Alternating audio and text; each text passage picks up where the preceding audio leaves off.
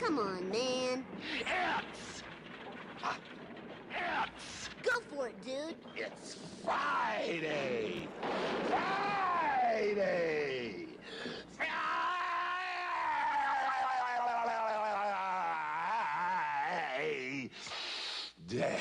Contrary to the lower third, I am not Madison Cruz. Let me change this really quickly. So there's a profile there. And it is another Freestyle Friday here on SDH AM. John, hear you there. Thanks for dropping by, as you always do. Here's what we got this morning. We got to go over what happened with the U20s yesterday.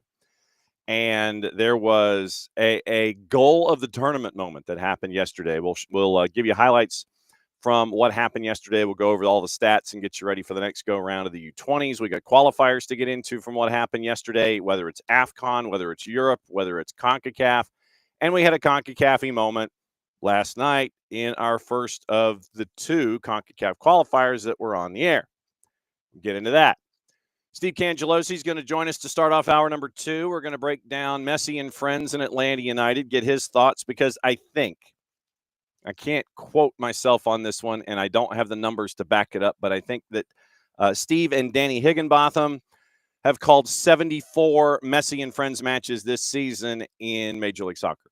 So we'll get all the intel from the Kanji man and find out what's going on from his thoughts on a short weekend when it comes to the schedule, but an important weekend when it comes to the East and the West. And like I said, we'll break down what he thinks about Messi and friends going up against Atlanta United. 10:30, we'll get into the rest of the weekend, go over the other matchups in Major League Soccer. Any of the other news, looks like Steven Gerrard might be going back to Rangers. That's close, according to Alex Crook and our buddy Ben Jacobs. Get into all the news of the weekend, all the things. So there you go. That's the show. It's U20s, it's qualifiers, it's setting the table for today and the weekend. It is the Kanji man starting hour number 2, looking at Messi and friends and Atlanta United, the rest of the schedule in Major League Soccer, and then we'll get you ready for the weekend. Once again, remember, it is 92.9 The Game and the Odyssey app for Mike and Jason this weekend as they get you ready for that matchup. And it'll be Maddie and Abe giving you the pregame show, Five Stripes Countdown, kicking off at 6:30. Across the network, 92.9 The Game and the Odyssey app, kickoff at 7:40. And then the full-time report after that at about 10 o'clock, so 10 till 11. And then you have your international friendlies. You got a handful of other matches that are there and tied up. And don't forget, you've also got the first team, the national team. They've got a couple of friendlies. They start theirs off tonight at 8:30 against Ecuador. We'll get you into the numbers there and find out what expectations are and that kind of a thing. So it's a rundown. It's a lot of things that are going on, and we will all bring it to you. It looks like there might be a new owner in San Jose, and we will break that down as well. Nothing like getting an email and sitting there and looking at the fine print and going, oh, that might be different. So we'll see what's up with John Fisher and with what is going on in San Jose as well. Okay. Yesterday, when we got off the air, they had the MLS Next Pro playoff breakdown, rundown, choose your dance partner, all that kind of stuff. Shocking no one. The way that it laid out in the East, we figured Red Bulls would pick up Core. That's Sunday night, next Sunday, 7 o'clock. Union did select FC Cincinnati 2. That one is Sunday afternoon at 4. The Revs picked Chicago. That one is next Sunday at 6, which leaves us with what we thought we'd get, pure, unabashed hatred. The MLS Next Pro's biggest regional rivalry, Chattanooga FC, Huntsville City Football Club, next Sunday, 7 o'clock. That's the one you circle. And yes, we are efforting both coaches and front offices and trying to grab as much intel as we can. We will get a visit from Core on Wednesday at 10:30. So we will have Core up and running midweek. And we're also chasing, once again, Chris Nugent in Chattanooga, and we're also chasing after Coach O'Neill in Huntsville. So we're going to have a lot of the behavior and all the previews and stuff for MLS Next Pro. East was chalk, no real surprise. Now, you did have a bit of a flip in the West. All Caps taking on Ventura County, and that's going to be Sunday at 7 o'clock, next Sunday. The Town takes on North Texas. So 2 picked 6 in that one instead of 2 picking 7. So the Town picked North Texas next Sunday night at 9. Rapids 2 is your 3, picked up Whitecaps 2, so it's 3 and 7. That one is at 4 o'clock next Sunday afternoon, and it's Loons and Real Monarchs in the 4-5. So you had a bit of a flip in your matchups in the West, but it's 1-8-2-6, 3-7 and 4-5, where it was the chalk that we had anticipated in the Eastern Conference. But yes, everything lent itself with the first 3 selections to Chattanooga and Huntsville, and that's what you're getting in the Eastern Conference on next Sunday night at 7 o'clock at Fort Finley. So that one would be intriguing beyond intriguing. So you've got that. That'll be opening kickoff. Why not? That's opening kickoff, brought to us by our friends at Kickoff Coffee and kickoffcoffeeco.com. Hang on just a second. Let me check design here. And so that's your QR code right there for those of you hanging out with us this morning. Hit that QR code at Kickoff Coffee and kickoffcoffeeco.com, and then you go into the store. We ask that you buy it out. But you use the code SoccerDownHere15, you get 15% off your purchase. They, in turn, take 10%, reinvest at youth games, youth initiatives, brought to us by our friends at Kickoff Coffee and kickoffcoffeeco.com. Del, to answer your question, this, morning David, morning Alex, and morning Del, this is from our dear friends at the San Marino national team.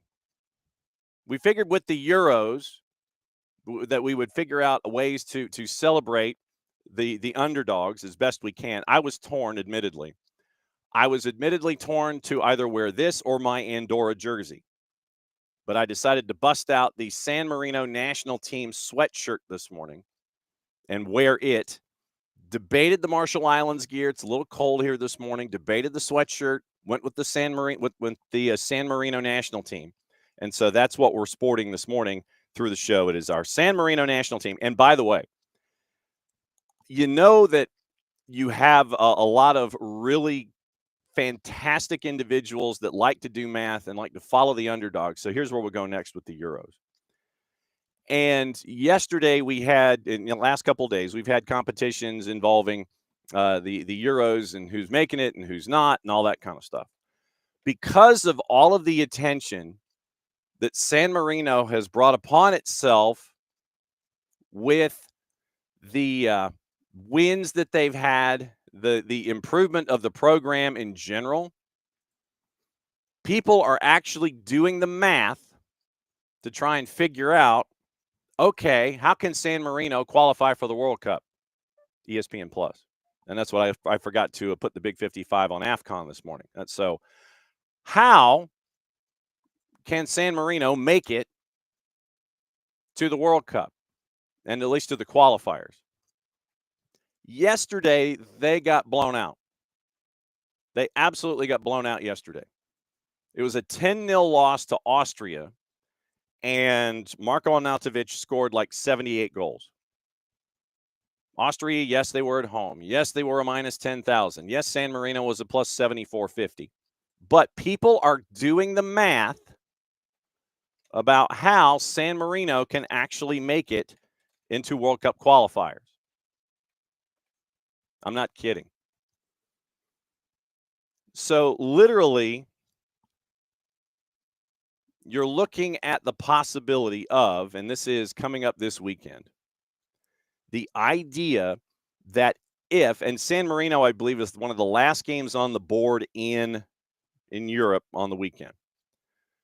So after being promoted to Nations League, all the things, every outfield player records at least one goal contribution in the 10-0 win. Yes, we get that. People are being incredibly critical about what's going on. If certain things fall their way, then what you can have happen is, if certain teams finish 1 and 2 and all of the things, you legitimately could have a window whereas San Marino loses and loses by a lot because of how things work out in math. They still could have a window to qualify and have a window to qualify for the World Cup. So, yes, it was 10-0. Yes, Marko Arnautovic went nuts, but still, there is a window, and it is a window where you got to give up more goals. You still got to continue to give up more goals. 6-0 at the break, all that kind of stuff. But still, you could have a window.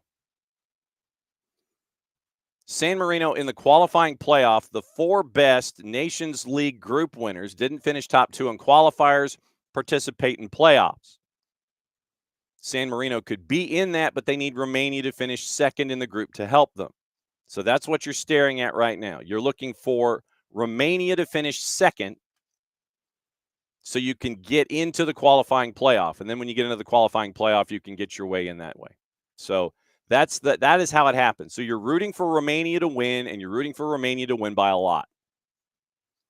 So yesterday, Austria, big win. Denmark, big win. Cyprus and Bosnia-Herzegovina, a 2-2 draw. That might hurt Bosnia and Herzegovina's entryway a lot. Czech Republic, Croatia, draw. Faroe Islands, a big result for them, winning 4-0. It's the largest margin of victory I think they've ever had, beating Montenegro 4-0. Netherlands put 4 on Malta. Scotland 3-1 over Greece. Ask Jarrett what he thinks about that one. And Finland over Lithuania by the score of 2-1.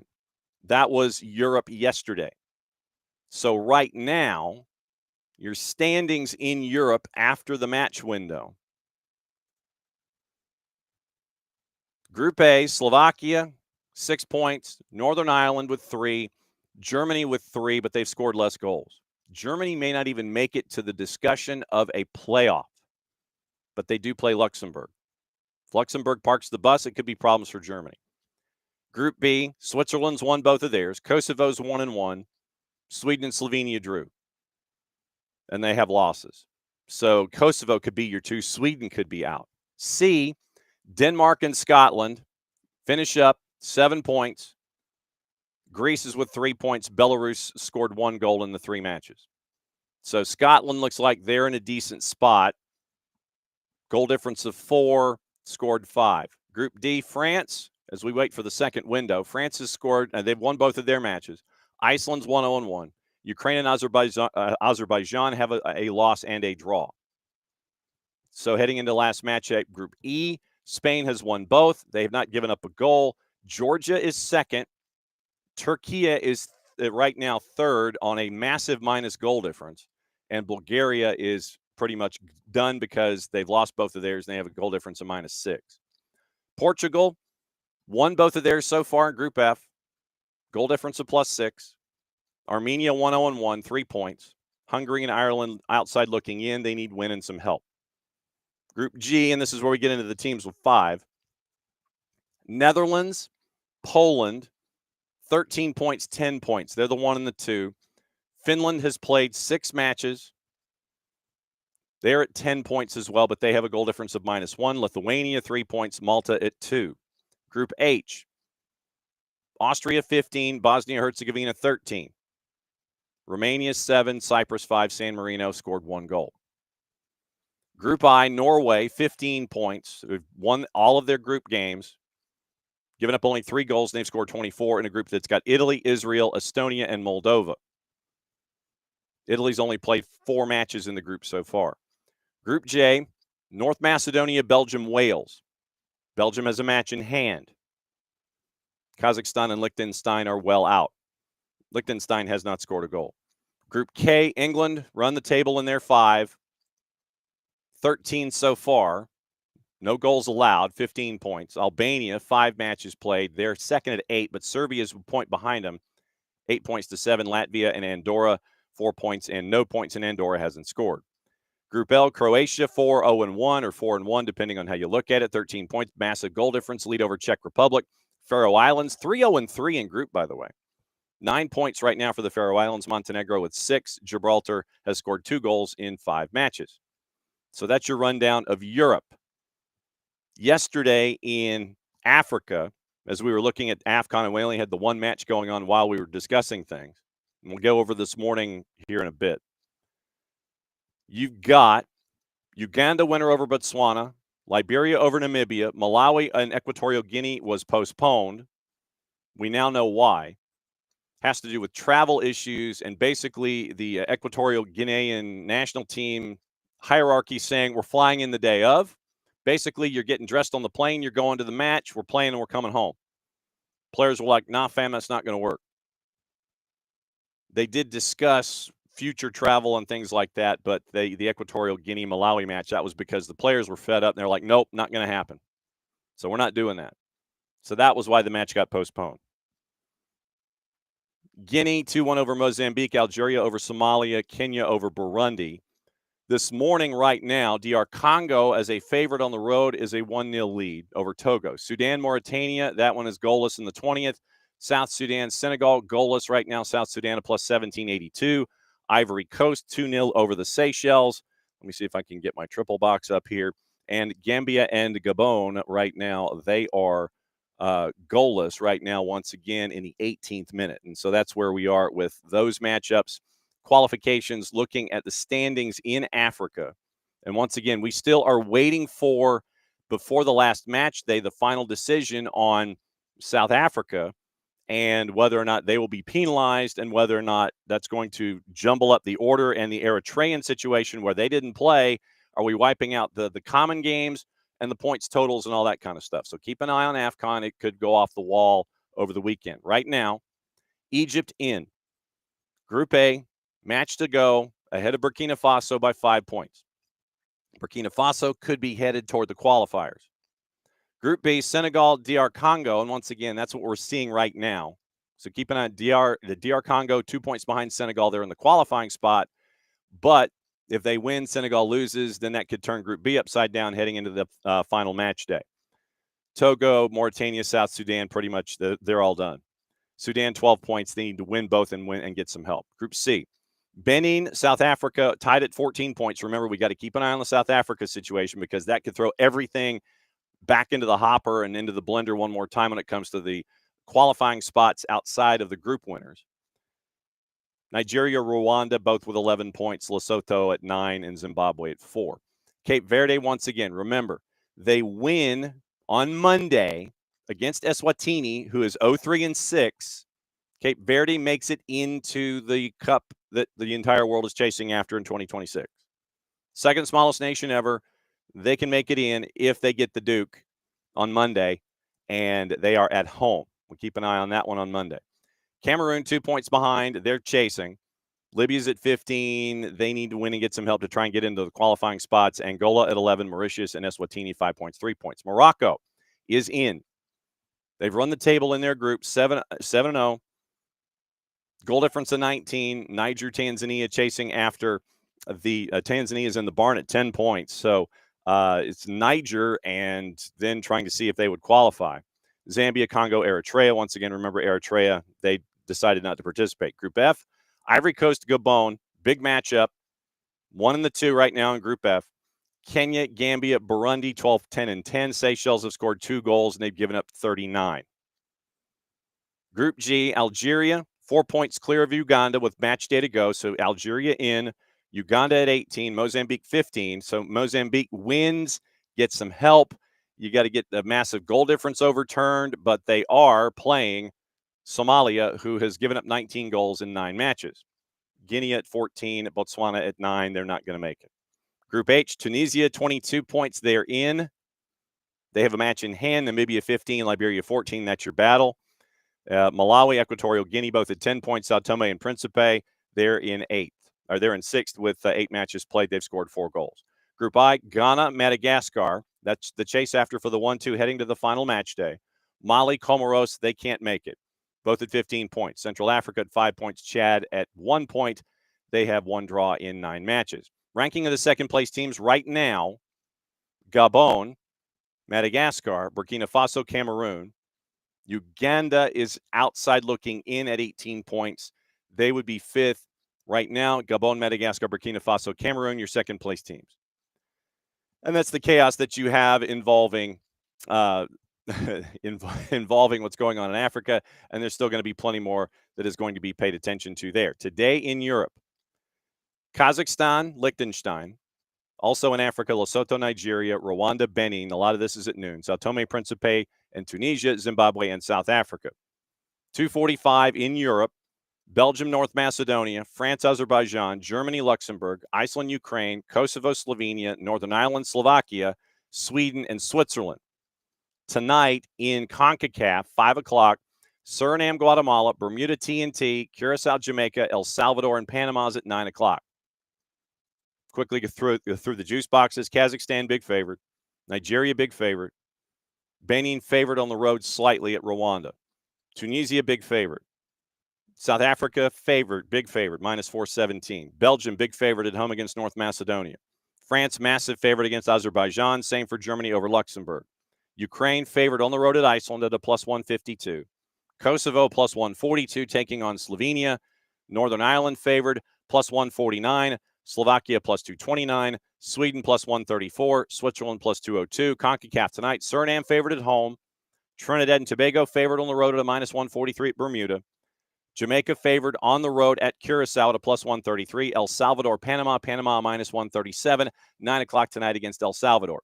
Now, the U20s with the win for the United States. Here is what is happening there now. USA gets Morocco, and they are slight favorites. Actually, they're big favorites. Take that back. They're slight favorite on the minus side at a minus 106. And that would happen on Sunday at 4 o'clock. USA favored in the round of 8 against Morocco at a minus 106. Morocco plus 277. Norway on Sunday plus 379 hosting France at a minus 135. Tomorrow, Spain favored against Colombia at a minus 103. Argentina even money plus 100, taking on Mexico at a plus 256. Yesterday, once again, we talked about what happened with the U.S. winning 3-0 over Italy, Morocco 2-1 over South Korea, and that was a big win for Morocco at a minus 208. So that's the advancement right now. U.S. in the round of 8, taking on Morocco on Sunday afternoon, FS2 and Universo and all points in between. So I think that's how this will play out. Dell wants to know how they get in when they're 0-6. It has to do with qualifying slots and teams. The San Marino question. If San Marino, basically it comes down to qualifying slots and then people clearing out space and then San Marino hopping into that space because of their Nations League performance. That's how it literally, it's like taking steps up a ladder. So if the teams that would be normally filling up slots, if they don't do well, if things were just as is, then you would have the teams that were qualifying in their normal spots. But if they exceed their space and then qualify in positions that they wouldn't normally, if they exceeded what they did and they finish in certain ways because of the Nations League lineup and because of Nations League level of success, that would be how they would get into the qualifying playoff. Because of what San Marino did in Nations League and actually getting their way and promoting themselves up to Group C, that would be how they would get into the qualifying playoff. So that's like tiebreakers and stuff. So it comes down to tiebreakers and Nations League success. And so that would be where San Marino would get into the discussion at 0-6. I know, it's Europe and it's chaos and it's all the things. And so that's where we are. It is 9:30 and 9:30-ish. Let's say 9:30-ish. And it's time to catch up with our friends at Beyond Goals Mentoring and go over the chaos that we're going to put the chaos to the side for a second, dealing with math and Euros and qualifications and all this kind of stuff. And it's time to catch up with our friend Greg Garza and find out what's going on at Beyond Goals Mentoring. And Greg seems to have his morning caffeine attached. Do you, sir? I believe I saw some caffeine in the green I room. got it. I got it. This is second cup of the day. So when you are starting your day, when do you actually start? When do you what's your daily routine as a father and juggling everything that you juggle? What is your daily routine? When does that start? Yeah, I'm usually like a 5:30, 5:45 a.m. person, to where I wake up and usually just go on a run right when I wake up.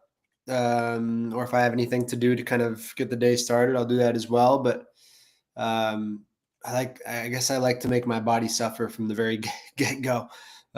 Just allows me to kind of prepare for the day, to kind of have that task to accomplish, and then go from there.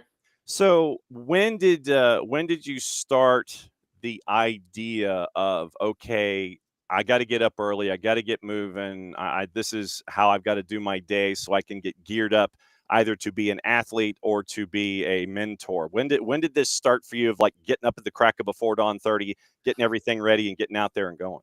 After retirement. Okay. After retirement, for sure. I think I was more,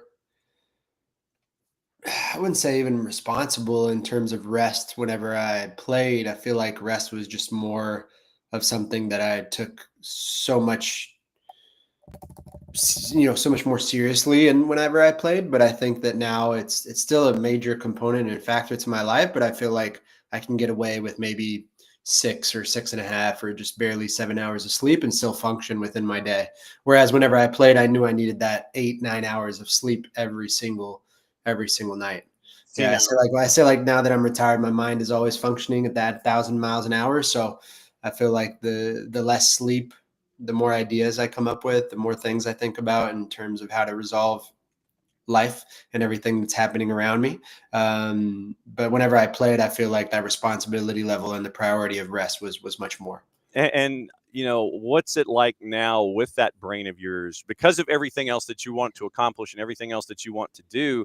What's it like having the brain going at 1,000 miles an hour, looking at things outside of playing and trying to figure out being a businessman and being a mentor and being there for others? What's that adjustment been like for you? Yeah, I think I really like Arnold Schwarzenegger's Netflix series where he has those three.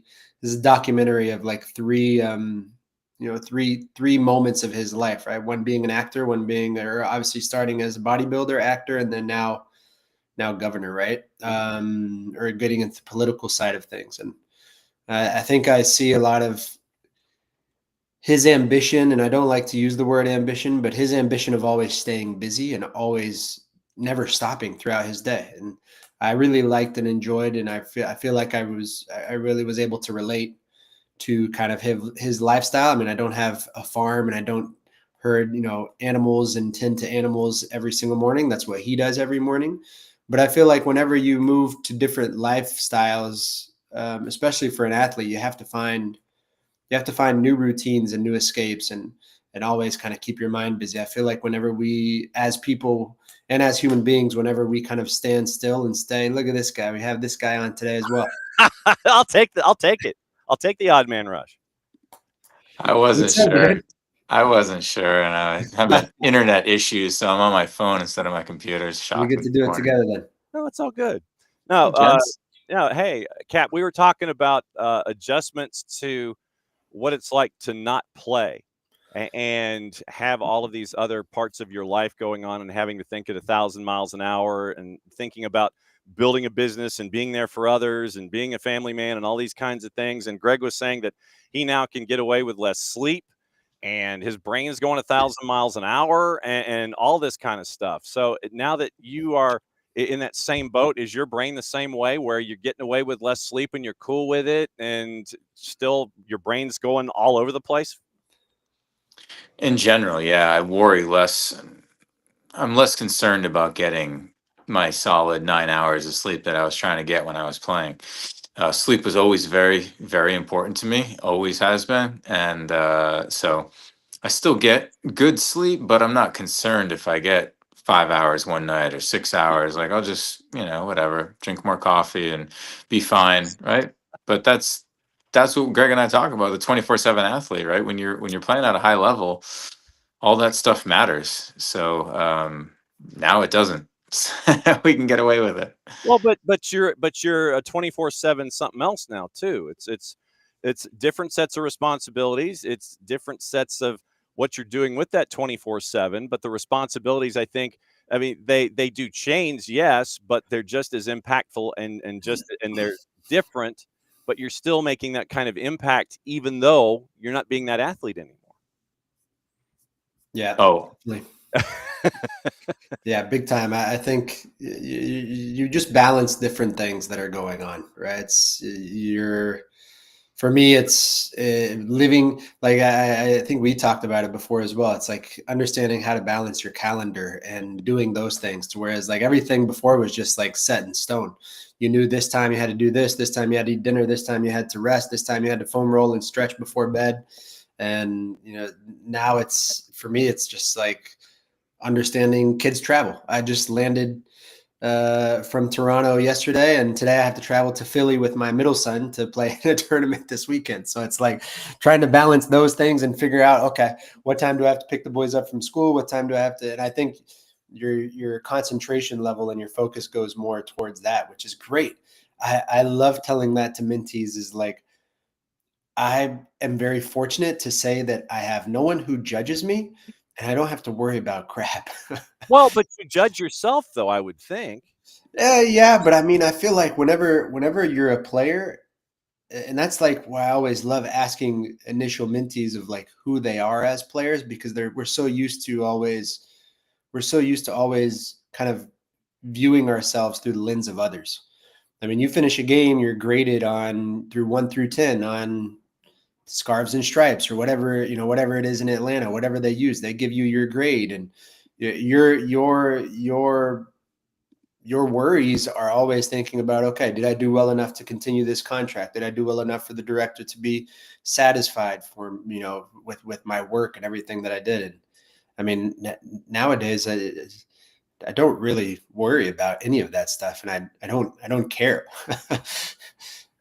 So what's it like, Cap, to put that kind of stuff to the side and sit there and focus on other stuff out here in the real world? it's different. Just different, was more used to doing the soccer thing. Obviously, we were doing that our whole life. But getting onto the other side of things, yeah, it took an adjustment in the beginning. But now I feel like I'm in a good routine and enjoying what I do and taking advantage of, like Greg said, not having to be, judged or just at like that high level in everything that you do, and so structured with your schedule, where everything kind of revolves around your schedule, where now it's okay, things can revolve around the kids schedule or wife's schedule or family stuff or whatever, which is nice. All right. Yeah. So, Greg, let me ask you this, and you both. I'm setting this question up for the both of you, but let me ask you this, Greg. You get to be a mentor for another individual who recently said that he is going to be retiring from professional soccer. Some folks know him as Driver. Some folks know him as one of the best midfielders ever in the history of Major League Soccer. What advice would you give as a mentor to Darlington Nagbe about that next stage in his existence after this season? I think Mike and I could probably take advice from Darlington throughout his whole entire career. I think, whenever we played, at least for myself, I felt like I was always on edge about everything. Everything you are ultra laser mega hyper focused on everything that I did, and everything that I felt like I did. I felt like I was doing 110% everything, whether it was nutritionally eating, whether it was going to the gym and making sure I did the same routine, my rest, everything. And I felt like if I was thrown off by that I was just on edge to just be so stressed towards that. I think Darlington is complete opposite. He's never, unless he just plays this persona of just not giving two craps about much.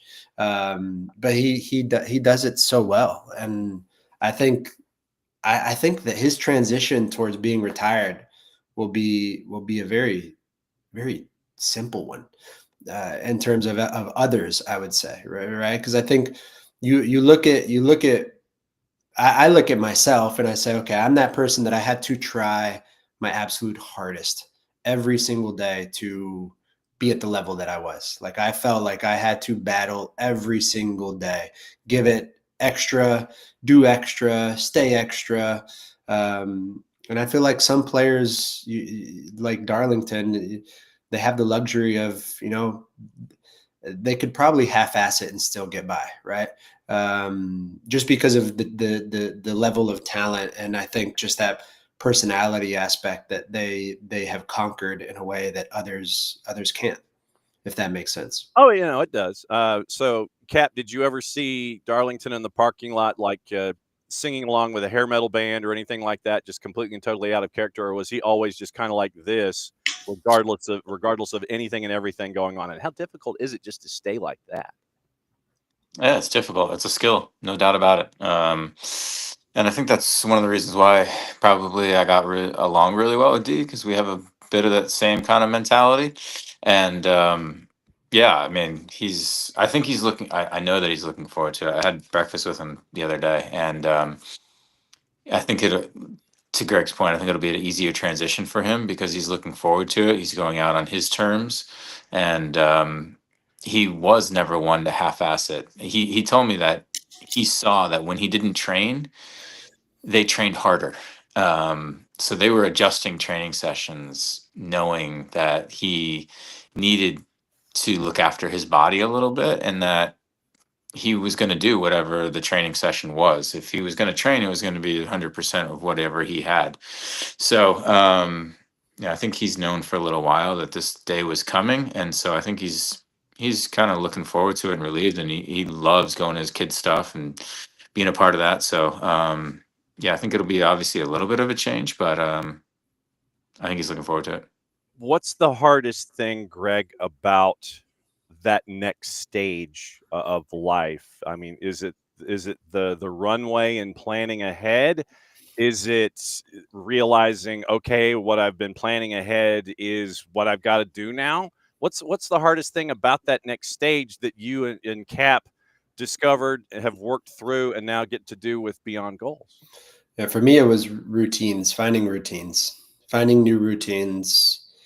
I tell this to people a lot, like just my kids' teammates' parents that always ask, like, what is that transition like? They'll always ask, and I think it's, for me, it was just like waking up and realizing that I'm not taking my kid to school at this time. I'm not from then they're going to the training facility, then they're having my cup of coffee, my same exact breakfast that I had every freaking day. Like, you have to change those routines and figure out what fits for you. And I think that's why I wake up so early, and I do go running so early, and I do try and work out so early, because for me, it's almost like I want to accomplish that task, that first task that I can accomplish for the day. And I think that gives me confidence to continue the day, to whereas if I didn't do that, I'd probably just be a blob in bed and not know what to do with myself. So I think that took me a little bit after retiring, but I think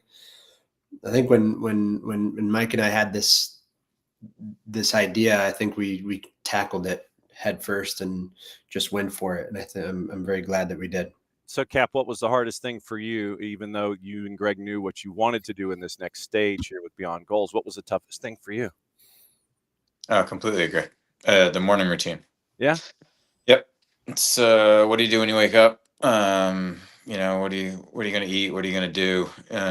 Like, this was before we started Beyond Goals, right? Where it's like, okay, what am I doing today? What can I be productive today? I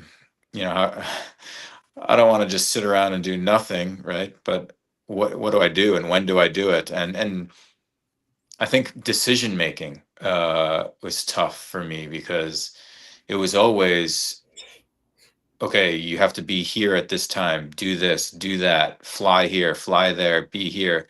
And all of a sudden it was like, do you want to do this? Do you want to do that? Do you want to fly here to do this thing or that thing? And it was like, freaking A, I got to make these decisions. Oh, you were that close for the E rating. You were that close, Cap. And I would have put the E rating on and had a sense of pride with it. But anyway. So, yeah, I totally agree. There are those morning routines were tough in the beginning. I think about guys that are like in the NHL or NFL or MLB, to where these guys have made gazillions, right? And similar things. They're still 24/7 athletes. I think for us, we still had this kind of, I think there's a lot of people out there that don't understand that our lives still continue after we retire. I think they think, oh, you played a professional sport, you are set for life. There are a lot of people who think that way, the majority. And I think about athletes who, don't get into color commentating, don't get into being a coach, but just like, what do you do then? You've made you've set up yourself for generations, right? For your generation, for your kids' generation. And then like, what do those guys do? At least Mike and I, we keep busy with everything that we do. And I think that's an important piece and factor of it. But I think of those guys who are like pretty much set for life. I have no idea what they do. Michael Parker is Greg Garza.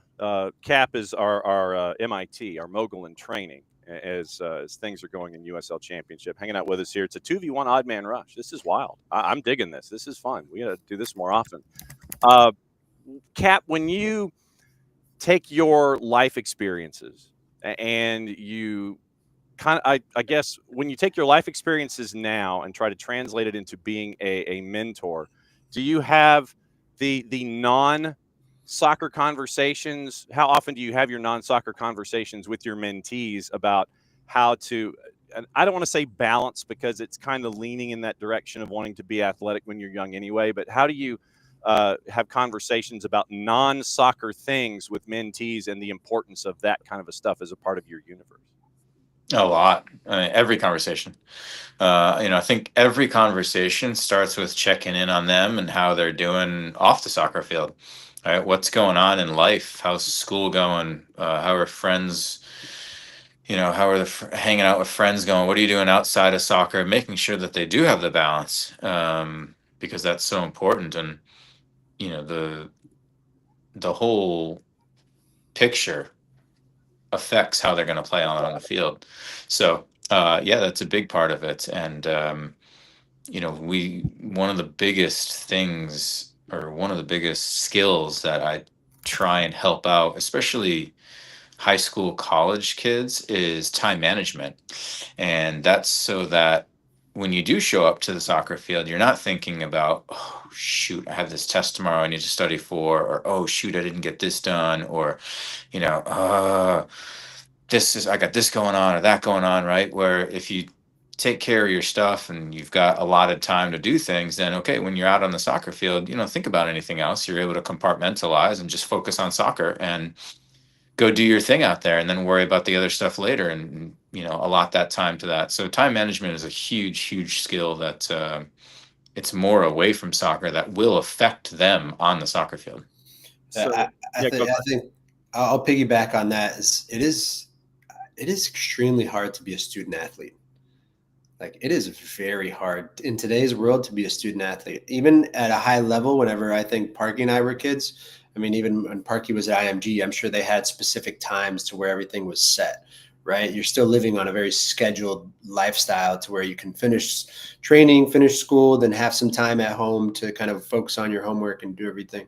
To whereas, like, I think of my oldest son, I was 12 years old and we played 2 times a week. That was it until I moved to Brazil. And then it was kind of a different lifestyle. But the second he finishes school, it's in the car to training, an hour drive to training. You train for almost 2 hours. You finish training at, 8:30, 9 p.m. And then it's an hour drive home. It's like you're getting home around probably close to 10 p.m. And if you didn't study in the car and you didn't do your homework in the car, then you're starting homework and studying at 10 p.m. After you take a shower and then eat dinner. So it's and 7 days a week, literally 7 days a week playing soccer. So I feel like it's a hard thing to manage your time being a student athlete these days. And the younger and younger and younger it's just getting. So, Cap, when did it finally hit you about compartmentalizing when you're a student athlete? When did it hit you? Okay, I've got to do this, instead of just having it be this one massive life that you're into. When did it finally hit you? Yeah, I've got to sit there and take my pieces and sit there and understand here, and here instead of everything together. Yeah, I think I was always very good at compartmentalizing, probably in a bad way a little bit, or not bad, but maybe unhealthy way, where it was like soccer was just my release and that's all I really wanted to do. And so I was like, okay, let me go out there and have fun and enjoy this and put everything else aside because this is what I value the most in life. So it's like, okay, let me do this. And but I specifically remember my first couple weeks on campus at Wake Forest thinking, holy smokes, this is a lot going on right now, and I need to be more organized and figure things out. And how am I going to get everything done? So the demands there were just a lot higher than the high school at IMG. So yeah, I specifically remember those first few weeks at college kind of being a eye-opening for me. Greg, what about for you? When did you understand the value of compartmentalizing when it came to being a student athlete? When did it hit for you? Yeah, I think my life being a little bit different than most, but I would probably say like residency within IMG really helped me, because we would have a weekly schedule. And I feel like from a very young age of around 13, 14, I felt like my weekly schedule, I was waiting for it on Sunday to see what our schedule was going to look like. Oh, what day would we have off? Training if on Tuesday is from 8 to 9:30. We have this time in between to shower, eat lunch, and then go to school for 4 hours. And then after school, I have some time to take a ball bag and walk to the fields and take some free kicks. And then I have this time between 8 and 9 to study for a history test that I have the next day. And then this time is probably going to be lights out, hang out with the guys and play some video games. And, I felt like from a very young age, I was already kind of focusing on that. And I'm very grateful for US Soccer for doing that, because we lived on weekly timelines and weekly calendars that they would print out for us and give to each player every week. On Sunday night, you were waiting for your week's calendar. So I feel like they were, in terms of creating professionals from a very young age, they made it very easy. Now, when you become a pro, I feel like it's kind of day to day in terms of what the coach wants. But you're already so balanced within your time management from earlier that I feel like it makes it a lot easier to adjust to that. So then, Cap, when it comes to today's student athlete, do the two of you recommend putting your own schedule out? Something like I have here when I've got one of my 4 books that has all of the nonsense that's attached to it and things that you accomplish, and then when you don't when you finally do accomplish it, you cross it off, that kind of thing. How do you guys recommend to today's student athlete about making sure that their time is kept in a regimented way so it doesn't get out of control? Yeah, I think that, I always talk about writing things down. It just gets lost if you try and think that you can remember everything and every assignment and every test and when it's due and all that. So yeah, we definitely try, and same thing with goals and putting it down on a piece of paper so you can see it and look at it. It's just different. So yeah, we always encourage writing things down so you can see it and track it. But everybody's different, and not everybody's going to do it right away. But there's definitely probably some that have taken the words and have used it. Yeah, I'll piggyback off that and say that every session that I have, the first thing that I ask every mentee is to make sure that they have a pen and a paper to write it down, because I want them to, even if they're going to scrunch that piece of paper up and toss it in their tin can or trash that next to their desk, at least they've written it down. And I feel like there's just such a difference maker in writing something down and seeing it and putting it out into existence. I've kind of digitalized everything, and I live on a Google Calendar and everything that I do. And I think my next best friend is probably Google Tasks, is another app that I use. Oh. Because you can just write down tasks for the day, tasks for the month, and then you just press on them. It's almost like the reminders on your iPhone, but it's Google Tasks. So it's just connected to your Google account. And there'll be things to where if I'm feeling all right on Sunday, I know I have to clean the basement restroom, or I have to do all these different things, right? I'll put it in my Google Tasks, and once I finish it, it's just boom, it's press it and it's gone. So, you can, and even things that you need, grocery shopping or whatever it is, Google Tasks is a huge one that I use. 10 million plus downloads, rated E for everyone, 498,000 reviews, and a 4.6 out of 5. Pretty good. I burned through legal pads and notebooks. That's literally, I'm off of like 5 different legal pads. It's like, okay, this legal pad's for this legal pad's for this legal pad's for this. I'm writing it down because my memory stinks, and I was about to use a different word, Cap, but I was going to say my memory sucks, but yeah, it does. So I've got to write everything down, or it's not going to happen. And Greg does Google, and I'm like, all right, fine, Greg, you're smarter than I am because I can't do computers. And accessing my Google Calendar is one of those things that I have to sit there and I'm going like 19 different ways to figure out how to do it. Am I in the right day? If I'm at the right time zone, what time zone is this? Is this Eastern time, or is this literally? Come on, John, don't be a dinosaur over there. Let's go. Dude, I'm without a doubt a dinosaur. It's just I'm just kidding, because I usually write down my daily stuff on the back of the crossword puzzle that I do in the morning. So see, this is where I am. I'm not alone. Before we go, we have to give a huge shout out to the under-20 national team. Just demolishing Italy yesterday. So yeah, amazing. Who do they have? Who do they have? Morocco. Who's Morocco? They got Morocco next. That one always scares me because of the Olympics last year. Yeah, and you've got another friendly window coming up here for the men's national team, and tonight, correct? Ecuador. First one's Ecuador. Yeah. So. Where's your confidence level, guys, when it comes to the national team right now? You're getting some more of the big names back in camp and things like that. You've only got like 6 matches, I think, before you have to start getting ready for the cup that the world is chasing after. There's a couple of surprises for me. I feel like Joe Scally should be there for right back. That's just one shout out that I would feel like I would make. Other than that, I feel like we'll see. There's a lot of MLS players, more than usual. So it'd be interesting to see. I feel like we've been down that route before, and it's nothing against. I just when you play against these other nations that have players playing game in, game out in the EPL or German league or anywhere else, it can always be a different setup. Yes, and our mogul in training is sitting there, and he's biting his fingernails because they're in the 8th spot, Rhode Island FC, as they're trying to get into the playoffs, and make another mad dash to achieve. How many games left? 3 games left? How many games, Cap? 3 games, yep. Oh, 3 games left. He's in the 8. He's at 34 points. Indy 11 chasing at 32. You're chasing Detroit City, who's lost 3 of 4.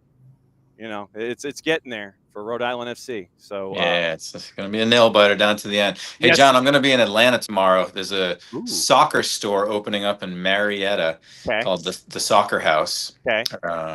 So I'm going to go over there and hang out and be part of the grand opening there. So Soccer House ATL. Yes, and you have to have the flourish with the hand when you use the scissors and you cut through everything. It is Soccer House. Yes. Soccer House, we're here. Gentlemen, thank you for the 2v1. It was an unexpected pleasure. I'm glad we could do stuff like this when it does pop up. Thanks for the notes on Darlington Nagbe. I know that he will continue to be fantastic at whatever he does, even if it's just being a dad. So, gentlemen, thank you again. We'll do it again next Friday or whenever you guys stop and breathe from changing the world with everything going on at Beyond Goals Mentoring. Thanks for dropping by on a Friday. Thanks, John, for having us. There we go. There's Greg Garza, and there goes Cap. And so that's it for hour number 1. And so here we start hour number 2, and it is another premiere. It is another premiere here on the morning show. So like I said, when we have these premieres, I wish I had like Serpentina or confetti cannons or trumpet fanfares, with the dudes that are dressed like the Renaissance fair, and they have like the really long trumpet with the flag underneath it. You sit there and you have the big to-do, like the row of like 20 of them. You have the red carpet and everything. We don't have that. But what we do have is Steve Cangialosi. And Steve is coming in for the first time here on the morning show. And Steve, I'm sorry I don't have the trumpet fanfare for you, but welcome to the morning show. John, after all of that, I feel underdressed now. Why did you have to do that? That's fantastic. Dude, Yeah. I'm in my San Marino national team sweatshirt. I mean, look, it was either that or the Andorra jersey this morning. So that was how I was going to lay things out for you. My first question for you is, did Danny warn you about what you were getting into? No, but I did listen to his wonderful premiere several weeks ago when I was on a treadmill in a city that off the top of my head, I can't remember because I've been just about everywhere. They all across run North together, America. brother, I know. No, but it was insightful. I think both of you hit a lot of the right notes, and I know this is not easy, okay? I know what it's like to be in a market where you're primarily focusing on one team. And I was blessed for the longest time doing those New York Red Bulls games all those years because they rarely played a meaningless game, right? The streak is finally over. They're not going to the playoffs. But what that meant was every game had some tangible significance for the longest time. Yep. But John, you're sitting on a 5-win season in Atlanta. And I do remember the 5-win season that the Red Bulls endured just before they started this streak. And it was brutal at times. I kind of feel for you. I get it. Yeah, that our fan base and our folks in the Twitch pitch that have conversations with us on a daily basis. When we have Reaction Monday, I always say that it is an over, under, or an on par reaction. And a lot of times it is folks that are venting their spleens, as they should.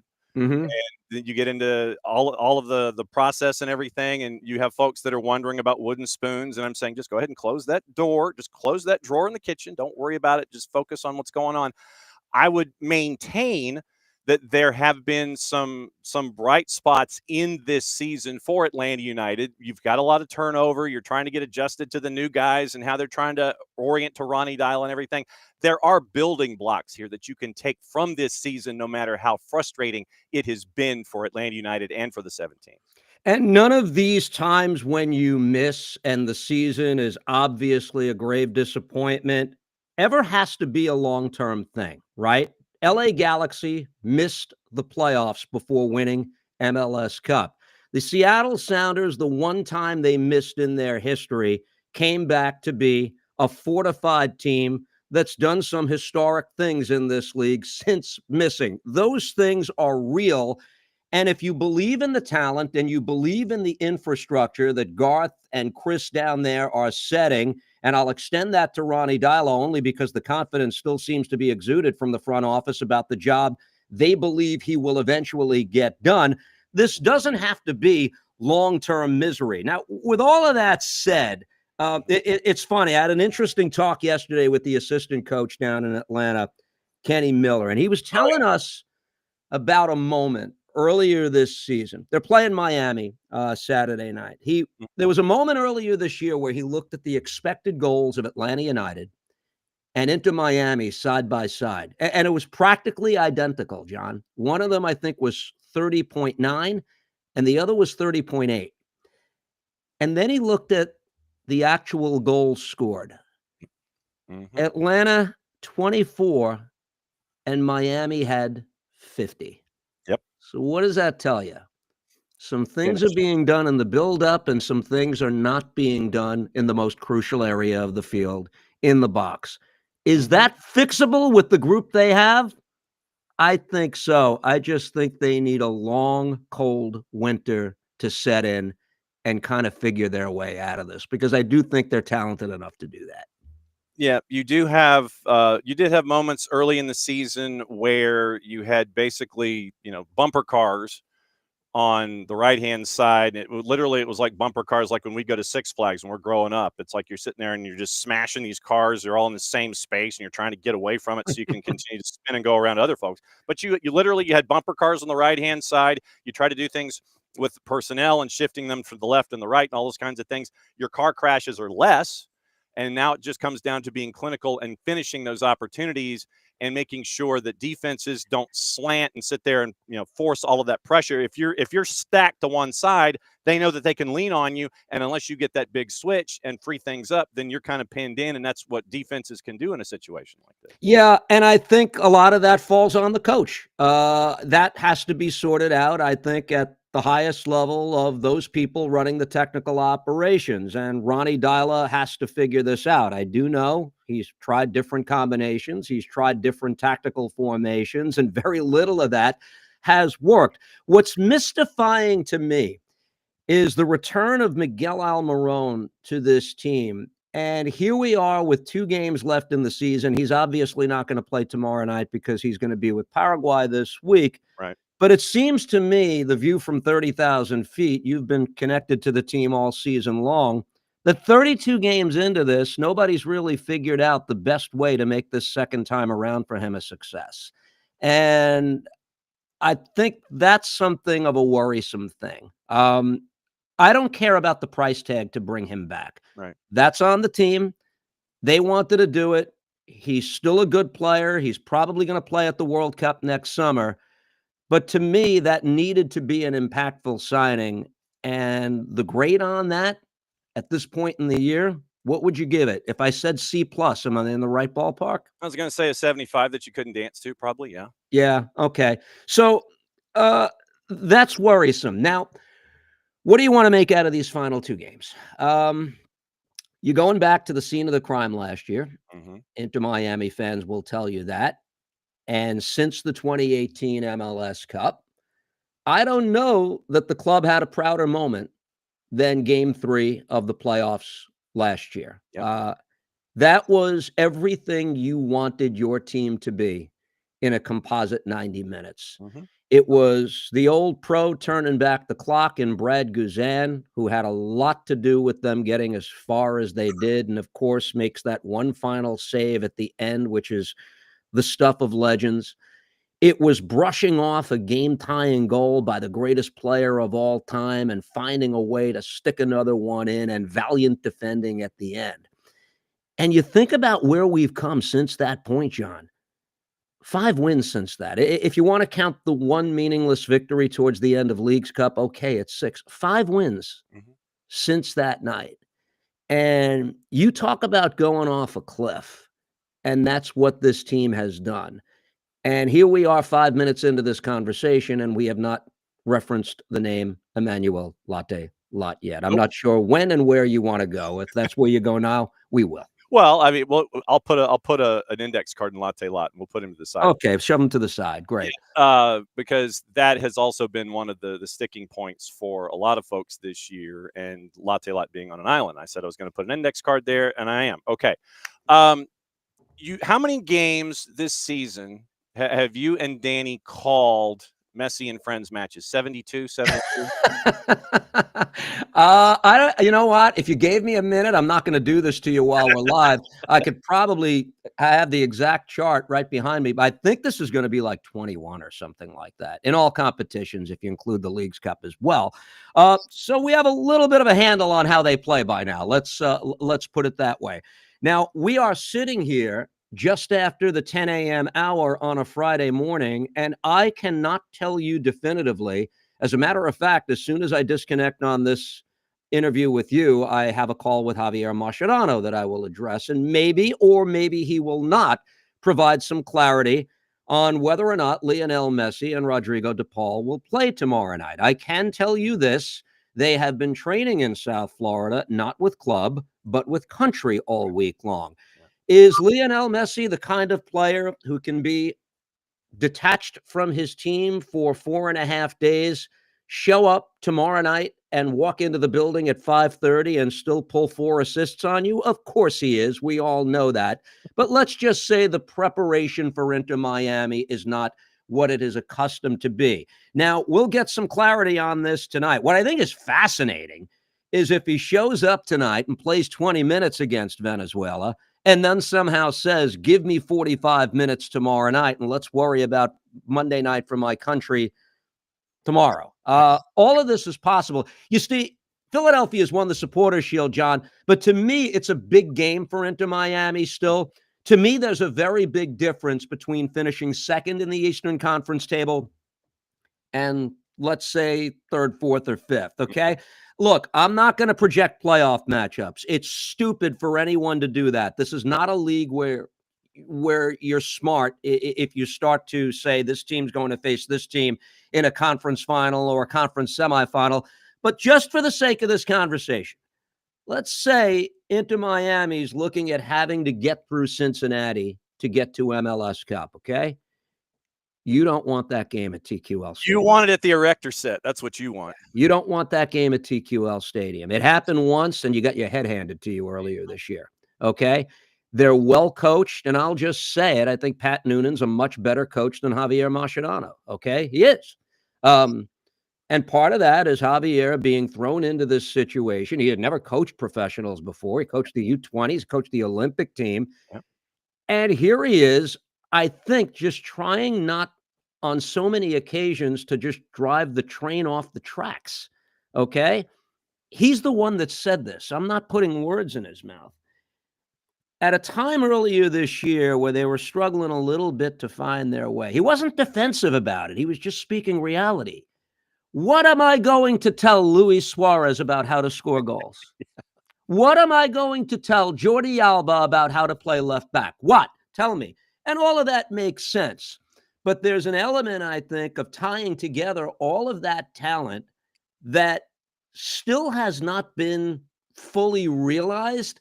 And I still think they're a team, John, as we approach the second full season of Messi and friends together, that still finds itself in this position so many times. To win a big game, they've got to outscore their problems. Mm-hmm. And last year against Atlanta, you remember, they didn't outscore their problems in the end. And the back line this year for the Herons, it seems like doesn't matter who you put back there. I mean, Jordi Alba is kind of like a pseudo attacking, left back, midfield forward, wherever you want to put it, which means you've got to rotate folks over and you've got to kind of fade, or you've got that big gap space there. So the speed that anybody has coming down that right-hand side, you go over the top where Jordi Alba was. That means everybody has to rush over. And that back line for Inter Miami this year has been at times kind of like a cheese grater, or it's been, like when we would go to the Frontier Park when we're growing up as kids, and you sit there and you throw all the mud and the rocks in, and you sit there and you sift it, and you're trying to find the gold, and you end up with all of the mud underneath you and everything. Yeah. It literally is one of those situations where Maxi Falcone might have one of the best sets of lettuce in the league, but he gets run past a lot. Tomas Aviles, he can be a walking yellow card. Cello Wegant can be a walking yellow card. All of these things at the back that are causing issues with everybody going forward, you get caught in transition and it's all bets are off. I think in the playoffs, Aviles gets on the field when there's no other option, okay? Because he's the one that really comes to mind when you talk about what are the odds on him finishing a game against a good team if he plays a full 90? Yeah, well, all of that. But to your point about Alba, who I think at this final stage of his career will probably get forward as much as humanly possible to put his stamp on the game. Go back to those great Barcelona teams, John. Who was the player who covered that vacated space for Jordi Alba? Think hard about this one. You probably don't have to think hard. It was very often Javier Mascherano, who was sometimes a center back, a wonderful defensive midfielder, of course. But Alba went because a great player like Javier Mascherano would slide over and cover that vacated space. Their best option, in my opinion, in that setup is Noah Allen, who is a good young player for what it's worth. And I can't stand these lists personally. He was the one Miami player on the under-22 list. Don't get me started, but the league makes a big deal. And you know what? I shouldn't dismiss it. It is important, okay? Because what it is, it's an advertisement to the rest of the world, if nothing else. Look at this wonderful young talent that we have in our league. And if you haven't been paying enough attention, here it is. I get that. There are bigger issues with that back line, though. And I think good teams will expose that they're just not comfortable, regardless of who's on the field, playing a high line. Falcone, I think, is maybe the best of the lot, but he's a lot better on the right side if Allen's on his left. Yep. Forgive me if I'm getting into the weeds a little bit here with this team, All but they're not going to be the Philadelphia Union and win games in that manner when push comes to shove. They're going to win games because great players are going to do great things. You're seeing, I think, good teams around the league missing some key parts as we approach the playoffs, too. Quinn Sullivan's a big loss for Philadelphia. Mm-hmm. And you probably tackled this earlier in the show before I came on. Kromoski has 5 goals at the Under-20 World Cup. Yeah. Now, he might not be an every game starter for Inter Miami. I get that. But I think these playoffs very often become a war of attrition. Mm-hmm. And there's going to come a point in this postseason where Mascherano is going to look down and he's going to wish he had Kromoski to come into a game. And I think that's more likely to happen in a 120-minute game. And I think almost every team knows they're going to probably have to go through one of those once you get past that first round. How bad a man is Rodrigo DePaul? He's a bad man. Yeah, he is. And I get it, the whole messy bodyguard thing. He started out better than he's playing now. Mm-hmm. If you're going to give the report card fairly, in my opinion, when he came in those first few weeks, and I think Leagues Cup is when he made his debut for this team. Correct me if I'm wrong. I might have the math wrong. A lot of these Miami games have been blending together. Forgive me. I think whatever it is, 21 of them or whatever. He was either the best player on the field or second or third best player on the field in that first 4 or 5 game stretch. He was giving you just enough offensively, standing next to Busquets in midfield. He was perfect. And it tailed off a little bit, and I guess some of that you can chalk up to fatigue. The teams played a lot of games. He was playing a lot of games coming over and starting out in midseason with his new team. He's one of those guys I'd kind of monitor carefully this weekend because I don't think you can keep going to the well with him and expect the energy that you demand out of him at this point in the year. He wants to show well. We talk about Messi playing in a final World Cup. DePaul should be there, but let's not put him down in ink yet. He should be there, but he's got some things to accomplish between now and next June as well, I believe. Steve Cangialosi hanging out with us here on a Freestyle Friday on SDH AM. Now we can circle back to Atlanta United.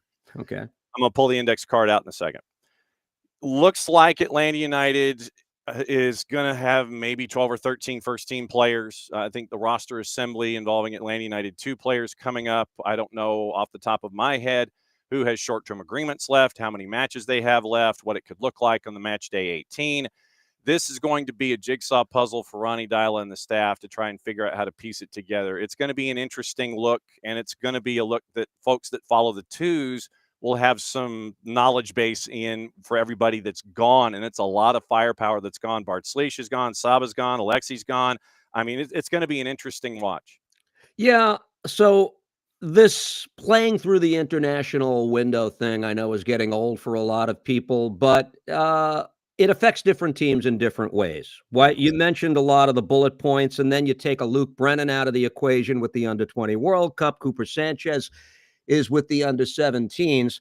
Where do I think that leaves them? I think it leaves them in a state of, I don't want to say confusion, but I think you're hesitant to kind of go out and try to play the same way that you played against LAFC the other night. And by that, I mean, I don't think they'll go out there and play all that conservatively and try to kill the game, because you're asking a lot of new players to come in, and that's a pretty hard thing to do, whether Messi is on the field or not. It's still going to be Alba. It's still going to be Suarez. It's still going to be Tadeo Allende. You're going to have good players on the field.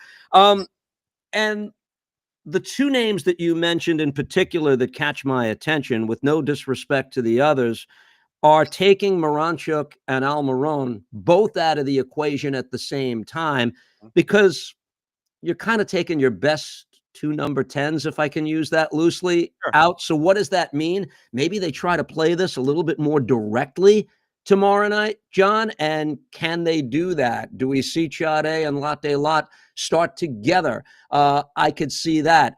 I was trying to nail the Atlanta coaching staff down on just a tactical formation to look at tomorrow night. Are they tempted here with Mihai gone to go to 4 in the back? And it sounded as if they weren't really ready to commit to that either, although they certainly weren't dismissing the idea.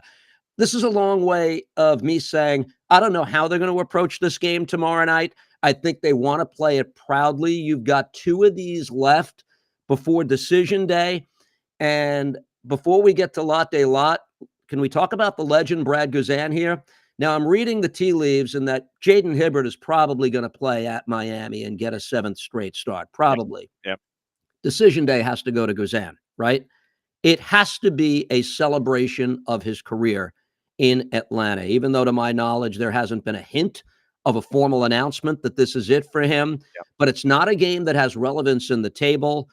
And that, to me, is the selling point of decision day down in Atlanta. Someone who has accomplished what very few keepers in the history of the United States have ever accomplished. And for what it's worth, one of my favorite people in the league, too.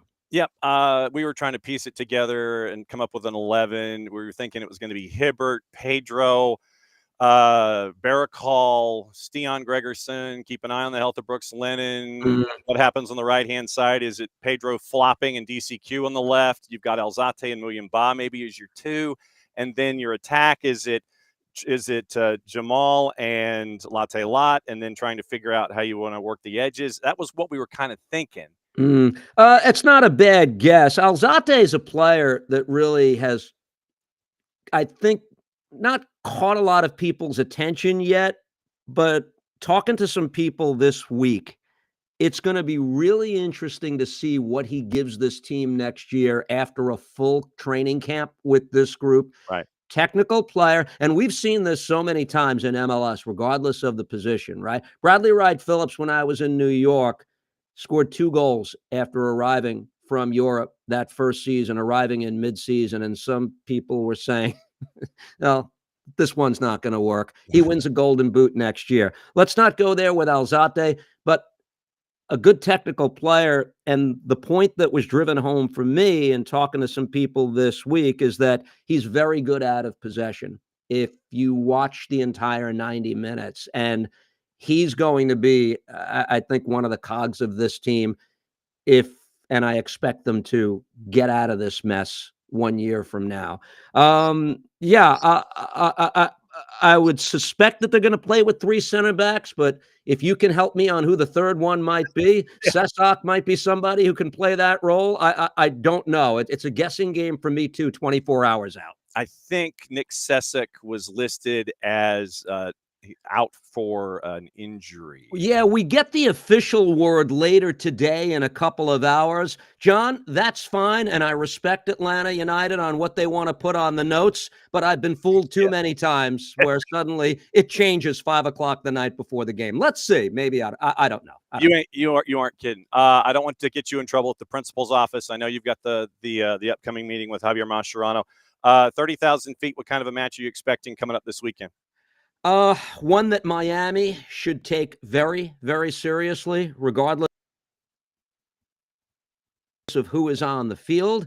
In this situation, you shouldn't have the weight of the world on your back when you're taking the field in this game. Obviously, you've been out of the playoff race for a long time right now. Go play. I expect goals in this game. You've got a wonderful young keeper who has made so many reactionary saves in the short amount of time that we've had to see him.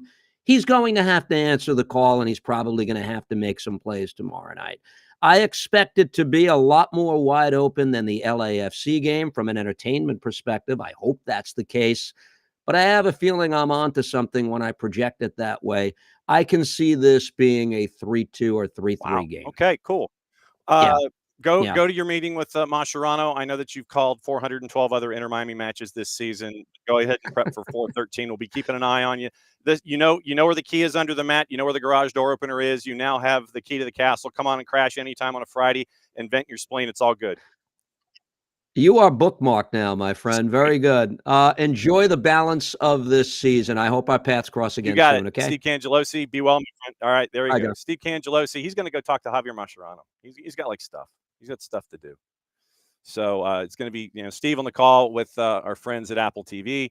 And we can't thank our friends at Apple enough for having this 10 o'clock slot on Friday reserved for anybody and everybody. I mean, like I said, Tyler Terrence is like our MVP. He'll just come in and crash. He'll be at the airport. He'll be sitting down in front of the Sbarro at CVG, and he'll just sit there and go, yep, I'm in. But thanks to Steve for dropping by, and that was his first time. So it's always great to have all of the guests coming in from what's going on there at Apple TV. And wow, okay, cool. This was unexpected. He has made it back. I don't know if we can divulge the reason why, but he is in his studio space, and we're circling back to our U20s discussion and our first team discussion because they're having a match tonight on the friendlies variety. We'll bring in Bart Keeler now from the Soccer for US POD. Are we allowed to say why you were not with us off the top? I mean, I think so. I don't think it was super secretive.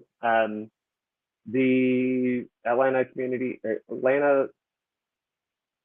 whatever Convention and Visitors Bureau. There we go. Convention and Visitors Board is You sound like you're muffled. filming stuff. That's all I can tell you. I don't know. Like they're filming things to promote World Cup 2026 with John. Okay. As you know, it's going to be here in Atlanta next year. And yeah. Okay, you sound like you're muffled. Yeah, I think I am. Hold on. Unplug your mic and do whatever you need to do. Unplug it and plug it back in. But yeah, Bart was doing stuff with the Atlanta Convention and Visitors Bureau, and he was doing stuff to help promote this cup that the world is coming to chase after here in Atlanta as a part of the competition in 2026. So that was kind of where we are, so we don't get into any kind of trouble with what's going on. So Bart's going to duck out and duck back in. We got to talk U20s. We got to talk first team, and we got to get ready for the weekend in that regard too. So take two. What do you got? This better? Yes, very much so. There you go. Yes. I Yeah, plugged that it in and it wasn't recognizing the device because technology does that. Yes, it does. The Okay. device that it recognizes every other time that I log in didn't. Of course. Absolutely true. So yesterday it was a big win for the United States in the U20s. And I was holding off on these on the off chance that you would be dropping by. And so as a fan of the Benja Kremoski fan club, you might be the resident president here in this particular footprint. A couple of things that I wanted to for the folks that did not watch the match. It was 1-0 until this moment, which was insane. Set piece from about 22, and you have a moment where, yeah, I'm going to go near post, around the wall, over the shoulder, courtesy of our friends at FS2 and our friends at FIFA. Rank the captain. Favors the right foot, doesn't it? But it will be secure.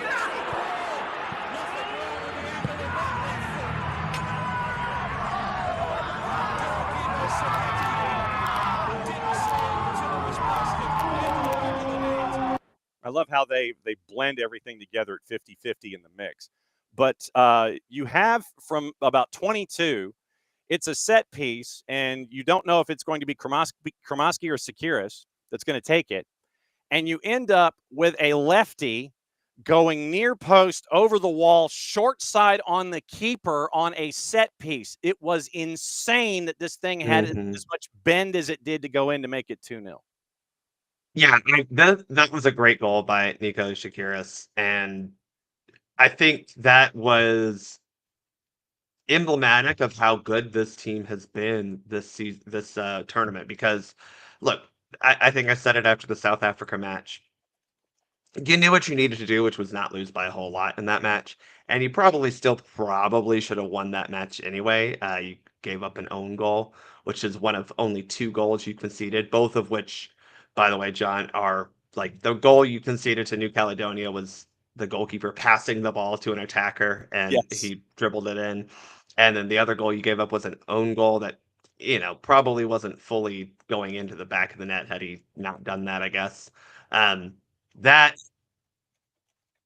is great. But when you look at this team on the flip side, we weren't sure. I think that was the kind of read on this team going in. We weren't sure where the goals were going to come from. We knew there was some talent, but we didn't know how they were going to actually work together. And this free kick goal was a great bit of skill, but also it was the one of 3 goals scored in this match. So if you think, John, we played France and Italy, beat both of them by a combined 6-0 margin. Mhm. That's pretty darn good. And you need to have confidence in this team heading into Morocco. A very good team, but we just played them a couple months ago. I think it was August, maybe September.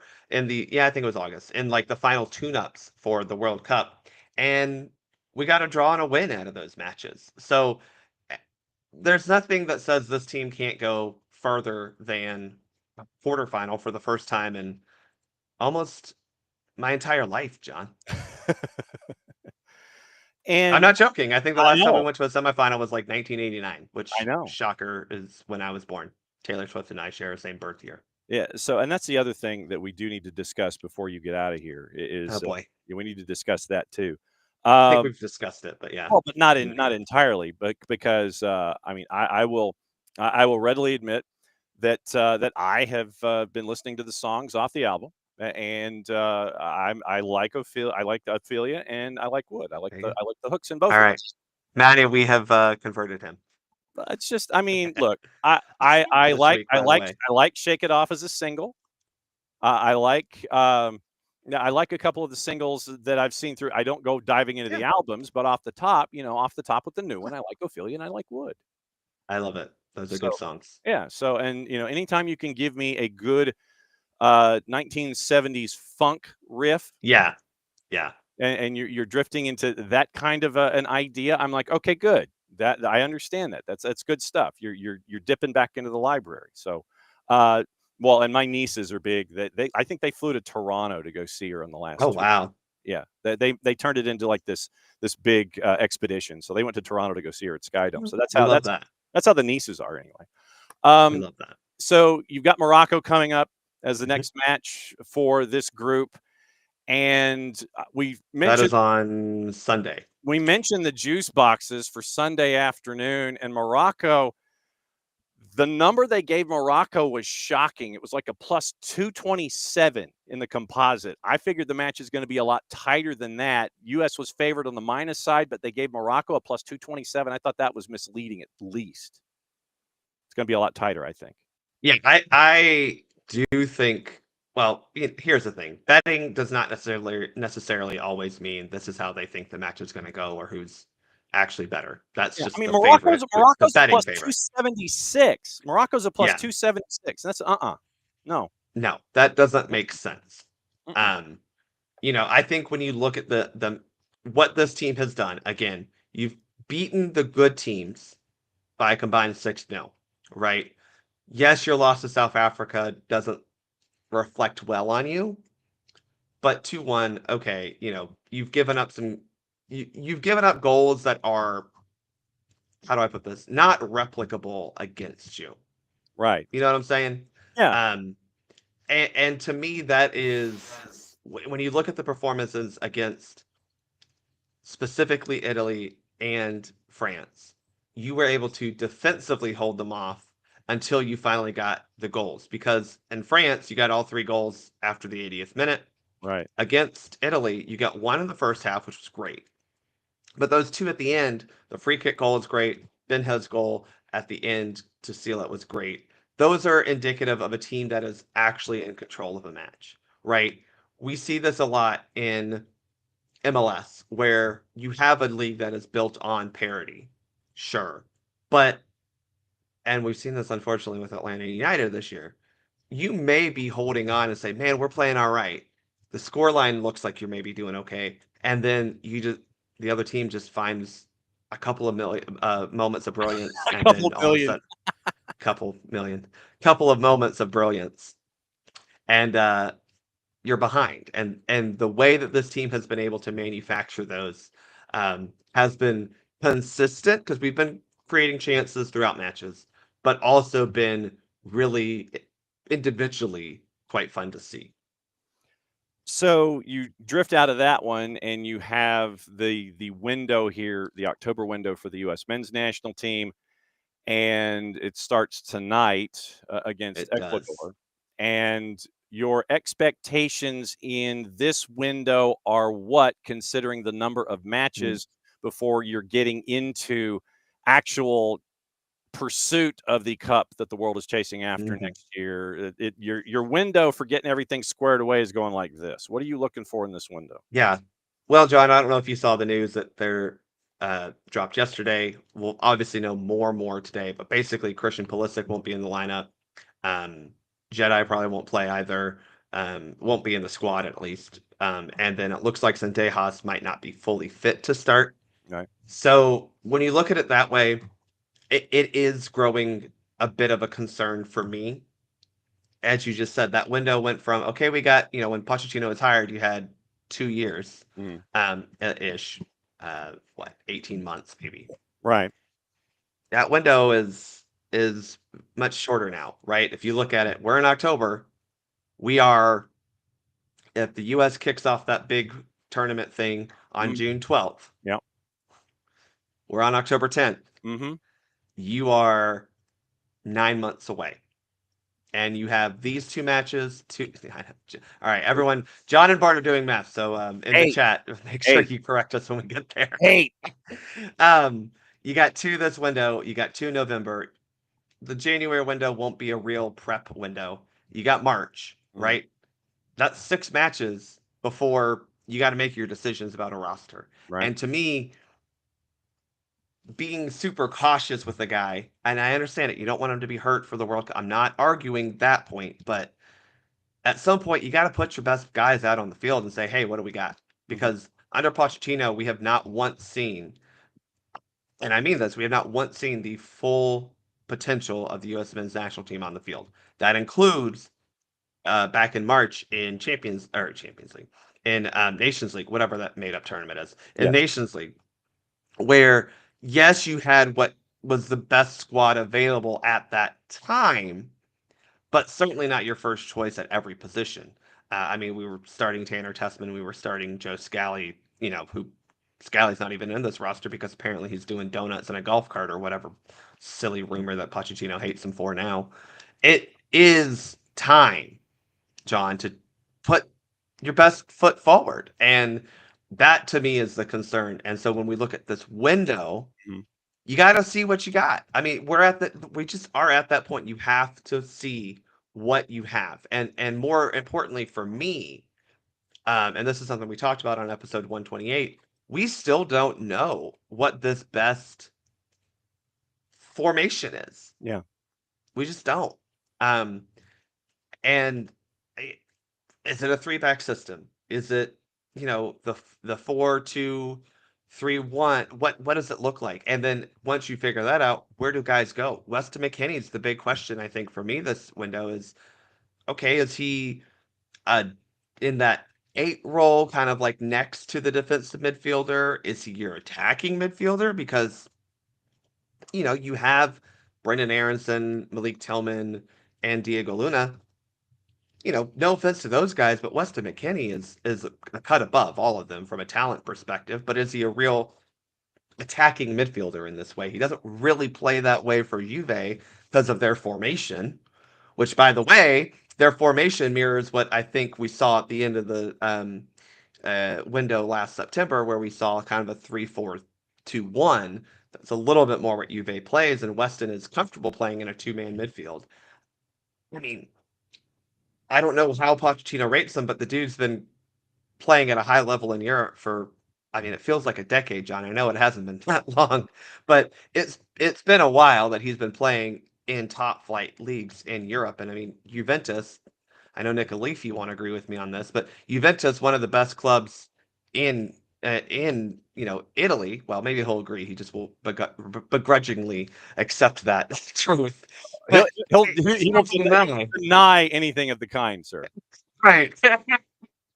When you're a guy starting fairly consistently for Juventus, that's just a cut above anything else we really have right now.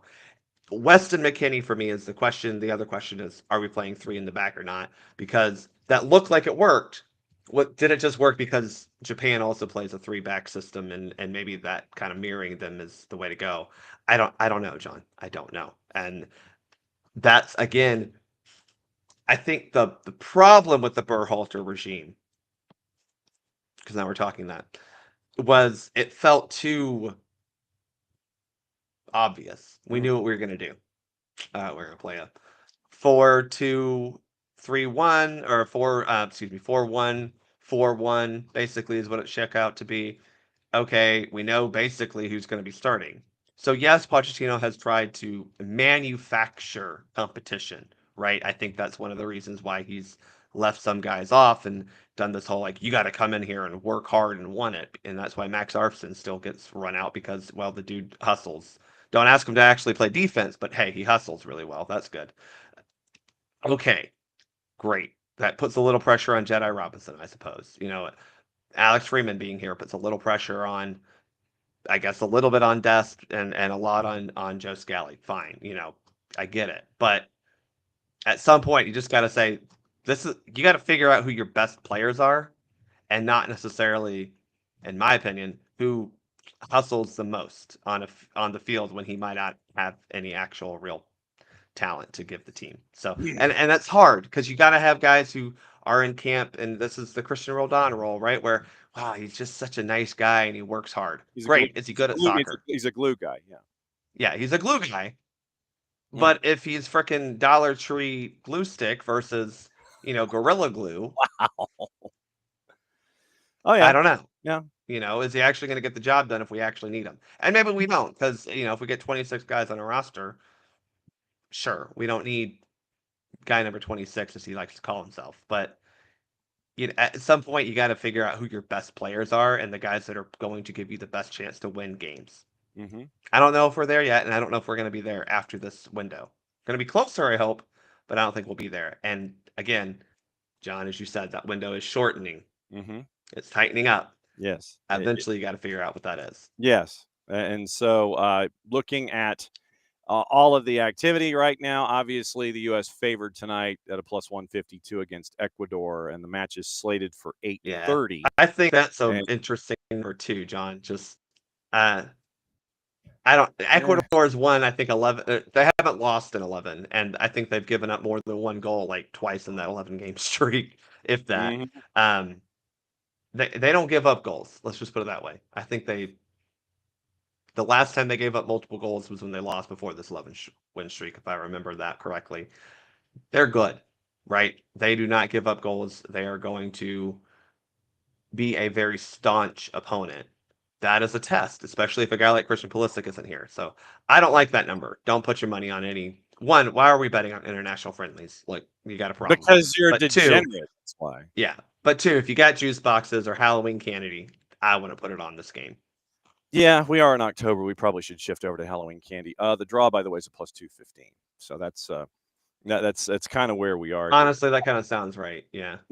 Yeah. You stare at that plus 215 number and probably find out what a total is and go under it. Yeah. I'm not anticipating a whole lot of goals, and I'm anticipating a draw. And that's, like I said, that's just me.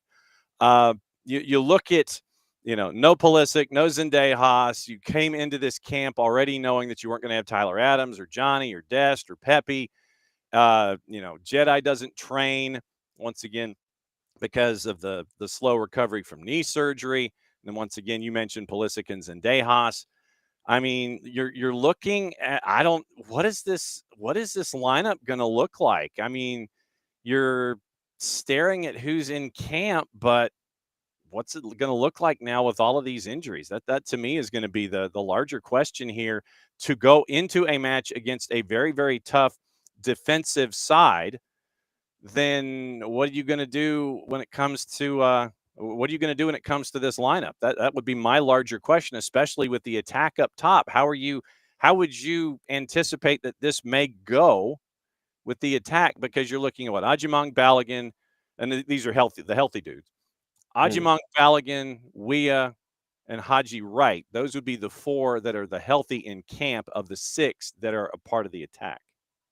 Well, first off, we still haven't seen any update on the Tyler Adams partner Baby Watch, but Right.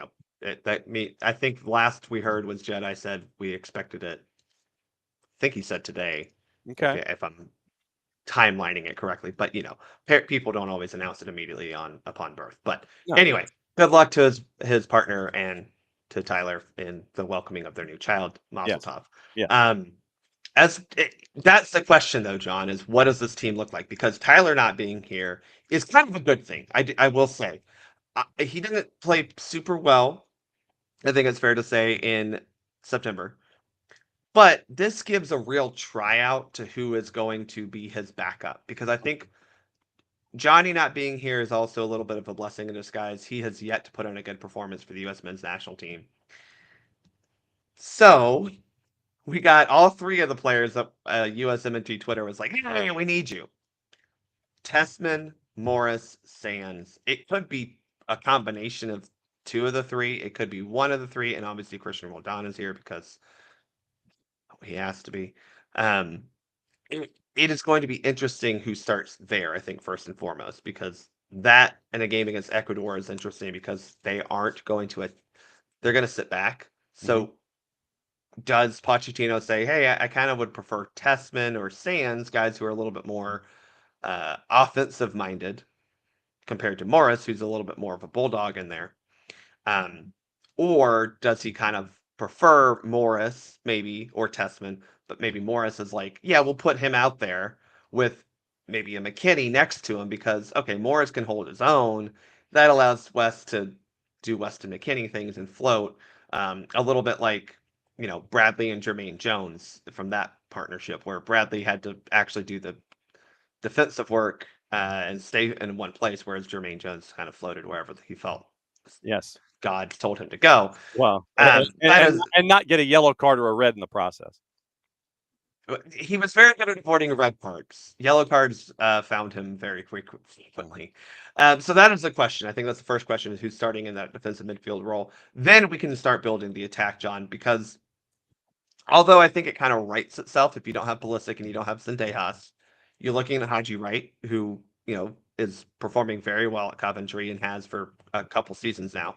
And then probably Zendejas as well on the right side, I think. So Haji left, Zendejas right. But if Zendejas isn't available, is it Tim Weah? Or is Tim Weah maybe playing that wing back role, which is the other question? Is Alex Freeman playing wing back, or is Tim Weah going to play wing back if we're playing a 3-back system?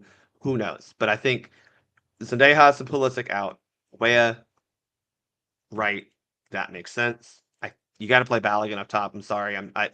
Look, Big Pat, props to you. You've done some things in the championship. We're not against it. It's time to get serious. And if you want to be serious, Valerian Balogun has to be your starting 9. That's just the reality. You'd have to start Flo. He also played supremely well. He was probably the best player on the field for both games last window. If you think back to last summer, he was absolutely the best player on the field for the U.S. in Copa America. He scored in that game that Tim Weah got the red card and decided to ruin out everything. That would be what I would line up as. So you're looking at on the right, probably Weah. Middle will be Balogun, and on the left, right. Now that could, John, this is again, what does the formation look like?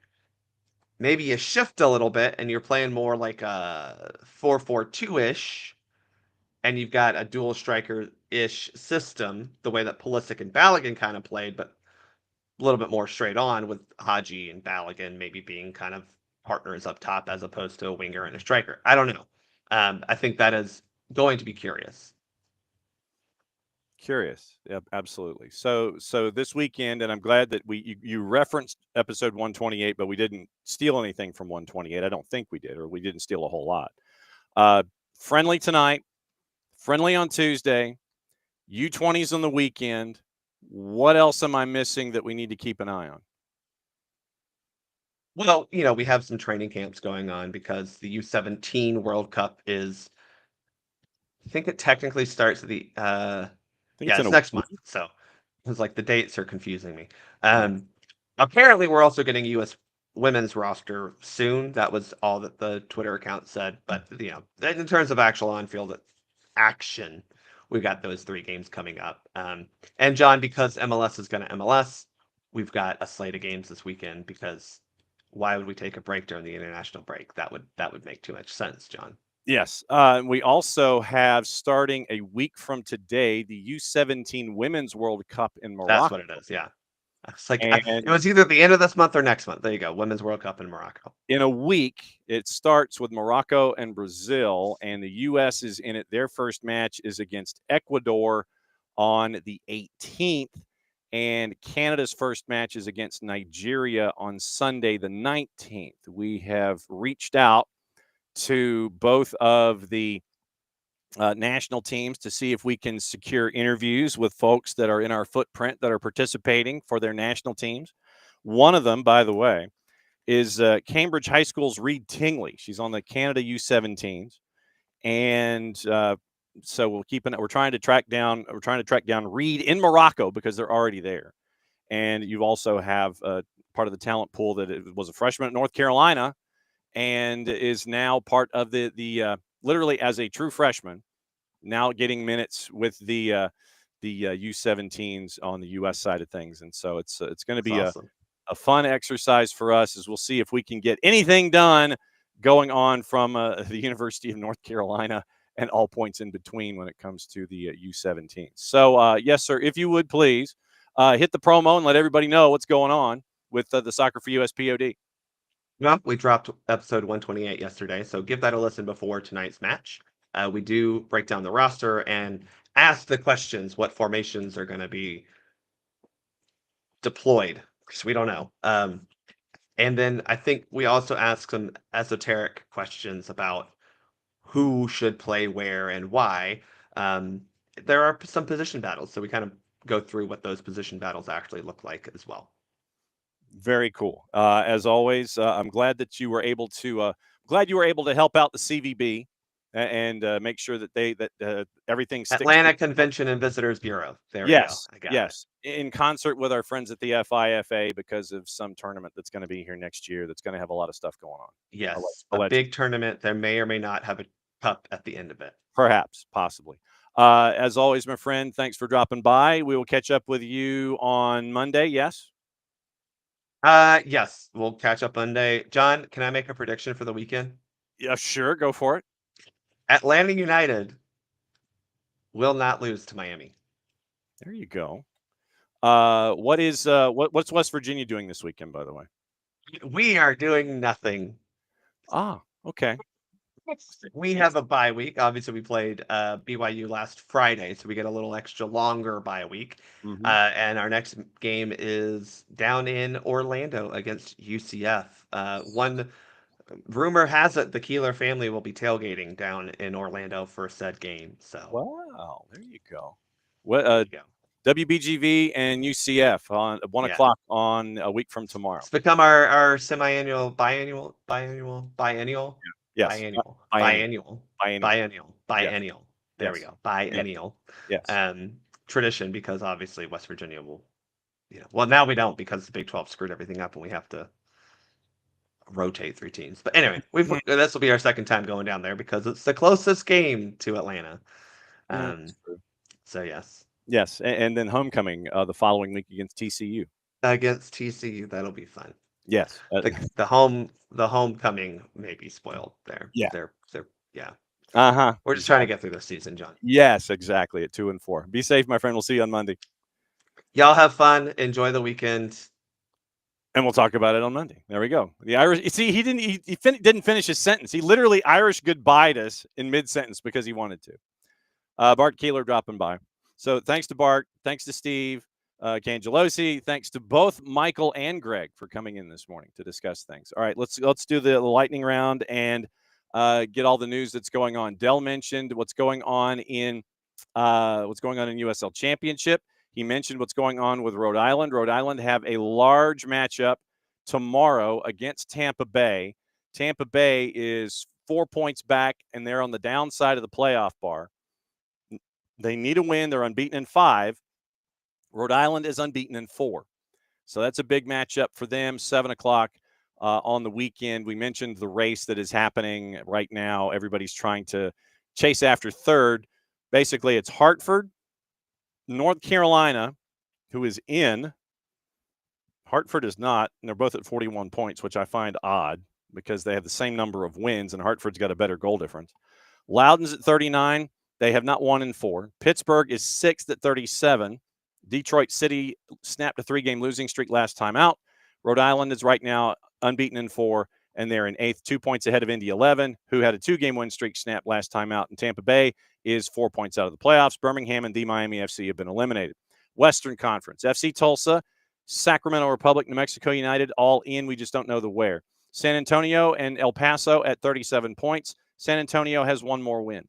Lexington, 35 points. They've lost 2 in a row. They're in 6th. Switchbacks in 7th at 34, snapped a 3-game losing streak and a 4-game winless streak with a win last time out. Phoenix had drawn 4 in a row. They lost last time out. They're at 33, 2 points ahead of Orange County, who's in 9th, who have not won in 5. Monterey Bay has only won once in 5. They're at 28. Roots at 27. Vegas Lights at 25. So that's USL. That's USL quick look for the weekend. In USL League One, just to be fair, let you know what's going on there. It is still at the top of the standings. Once again, you're looking at Chattanooga now ahead of One Knox after 27 matches, drawing the last time out. One Knox loses, snapped a 4-game unbeaten streak, and then Chattanooga's draw puts them now on top at 49 points. One Knox is at 48, Spokane's at 46, FC Naples at 44. Union Omaha has sprinted up the table. They are unbeaten in 5. They've won 3 in a row, and they're at 41. Portland Hearts of Pine have lost 2 in a row at the worst possible time. They're now at 40 points in 6th. Tormenta and McKeever have won 6 in a row, and they are now at 38 points. Charlotte Independence at 34. They've lost 4 of 5. That's your playoff bar. Ford Madison, 7 wins, 32 points. They are in 9th. AV Alta, 7 wins, 32 points behind on goal difference and an identical record. They're in 10th. Greenville is at 31 points. They're unbeaten in their last 3. Texoma is at 27. They have not won in their last 5, still mathematically alive. Richmond at 26, snapped a 4-game losing streak last time out. They are mathematically alive. Westchester eliminated with a record of 4-15-8. So keep an eye on what's going on in those particular leagues. We mentioned the idea that it looks like the San Jose Earthquakes might have a new owner. And this comes from Fabian Rinkel, who got to kind of take a peek at the San Jose Earthquakes' new email that was sent out to season ticket holders. And apparently the way that it was phrased was that you have a team that is mentioning, hey, things are going to be really exciting and it's going to be, different for us here in San Jose. And I'm paraphrasing, but basically it alluded to a new owner being in San Jose. So it's, keep an eye on all of that. So it looks like probably San Jose might be having a new owner, and John Fisher would be selling those resources to try and help out his financing and funding involving the former Oakland A's and their new ballpark in allegedly Las Vegas. Yesterday, apparently, the semifinals and the final and the Visa presale completely sold out. And I know that a lot of folks are still trying to figure out, hey, am I in? Am I out? Am I not? That's what you're staring at right now, trying to at least get into the tickets to try and watch what's going on with the Cup competition that the whole world's going to be looking at in the year 2026. Right now, the group leaders in the final round of CONCACAF qualifying, Suriname, Jamaica, and Haiti. Keep an eye on that as you go. So what to watch, where to watch it, how to watch it. We'll go through the news coming up in a bit because I do have some things that we have to kind of check off our list, especially when it comes to the competition in and of itself. You're looking at UEFA World Cup qualifying. That's going to be on the plus. That's going to be there all day. It looks like the matches are well on their way to being completed, at least in the 9 o'clock window in AFCON. There is still one match that's going on, and it looks like it is the Togo match that is still going on right now. Togo is trailing 1-0, and they said that it was going to be 5 added minutes, and they are north of the 5 added minutes right now. So we're keeping an eye on that over at the Big 55 to let you know what else is going on in qualifying. In qualifying in AFCON, it was Gabon 4-3 over Gambia, and Ivory Coast put 7 on the Seychelles. Senegal leading South Sudan 5-0. Sudan and Mauritania, they are goalless, and that was once again, that's a goalless draw there with those two. And DR Congo is leading Togo. That's the matchup that we're staring at, 1-0, and I believe that one just went final. So DR Congo with a win. Halftime, Kazakhstan leading Liechtenstein by the score of 2-0. Now, let's get you into what to watch, where to watch it, how to watch it. It's going to be a busy weekend on a bunch of different fronts. So today, friendly on BN, Argentina, Venezuela is at 8 o'clock. Suriname and Guatemala in CONCACAF qualifying. It's at 5 o'clock on CBS Sports Network. FS2 has, at halftime, Kazakhstan and Liechtenstein. France and Azerbaijan's at 2:45. USA and Ecuador is on TNT at 8:30. BN and Espanol simulcasting the Argentina-Venezuela friendly. And you can keep an eye on that at fntz.co/soccer down here. Helps us out, helps them out, continues to add to what you can watch when it comes to all of the different parts of the planet that you can plug into.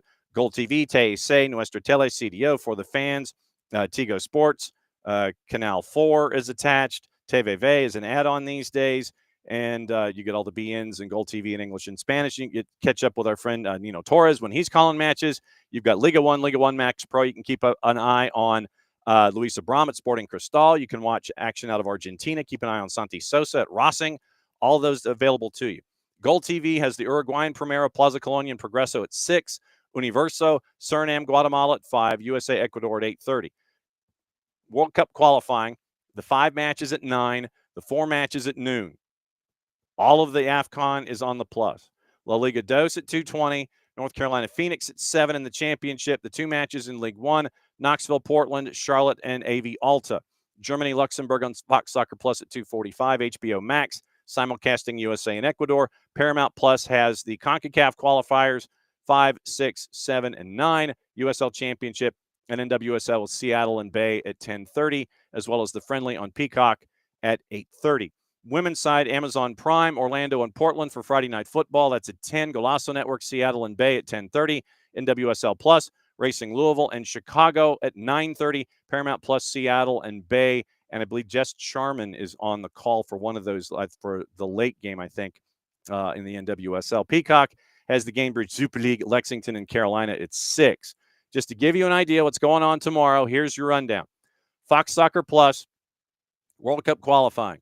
FS2, Argentina, Mexico in the U20s, World Cup qualifying at 9 and 2:45. Fox Deportes, Mexico and Colombia, the friendly at 9 o'clock. Gold TV, the quadruple header in the Uruguay Primera that we talked with Nino about yesterday. Telemundo, the doubleheader in the U20 quarters, Spain, Colombia, Argentina, and Mexico. 2 to NA, USL Championship at 4, friendly Mexico, Colombia at 9, Club America and Chivas at 11 and a friendly. Univision, Mexico, Colombia, Chivas, and Club America. Season pass, the 4 matches in Major League Soccer. We'll get to them in a second.